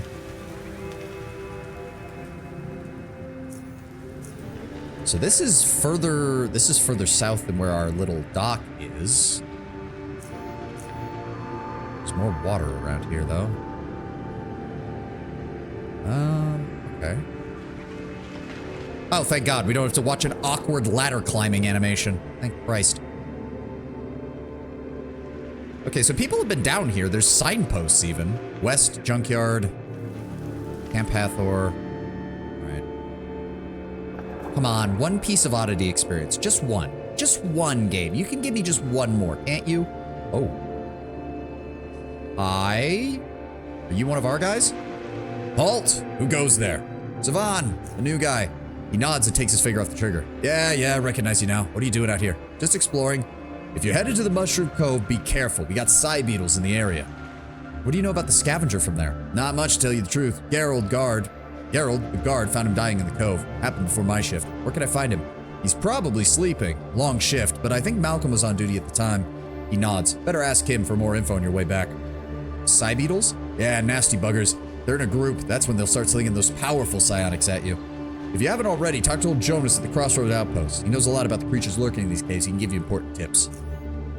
In any case, stick to the eastern bank and you'll be fine. Nasty buggers. What do you know about it? Not much to tell you the truth. Oh, yeah, I already read that. I somehow got the impression that the cove was much closer.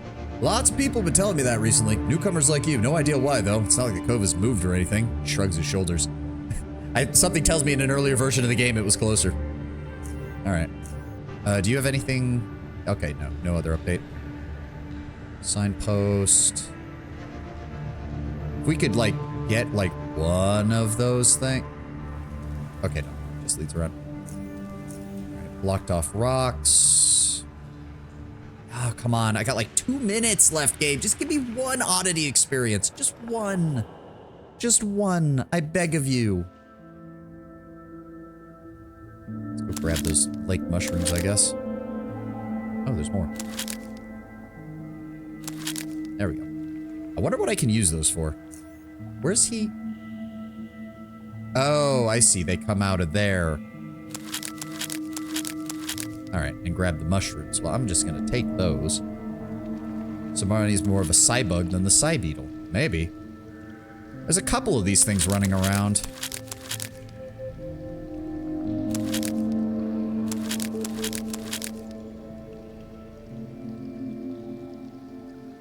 I don't really care. I don't think the cave hoppers have any oddities. That might be something I have to check just to make sure.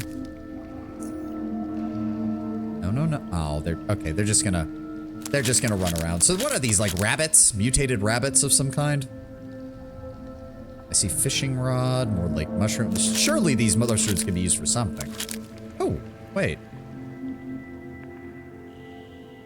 Oh, this shit respawns fast. Okay, this shit respawns fast. There was more of it down here. Okay. Until I find out what we can actually use those for, I think we're gonna... All right, and the ad is trying to play. We're getting ready to play. I think this is where we'll call it then. This has been a good one. I can't wait for Sunday. I want to play more. I want to play more. I don't even really care that we got our asses kicked multiple times this time around, but at least I understood what I was doing wrong pretty quickly. So regardless, thank you all for being here. Thank you all for joining me. Let's go find someone to raid because I have not done that at all this week because I've been so out of it for the most part. Who is on right now?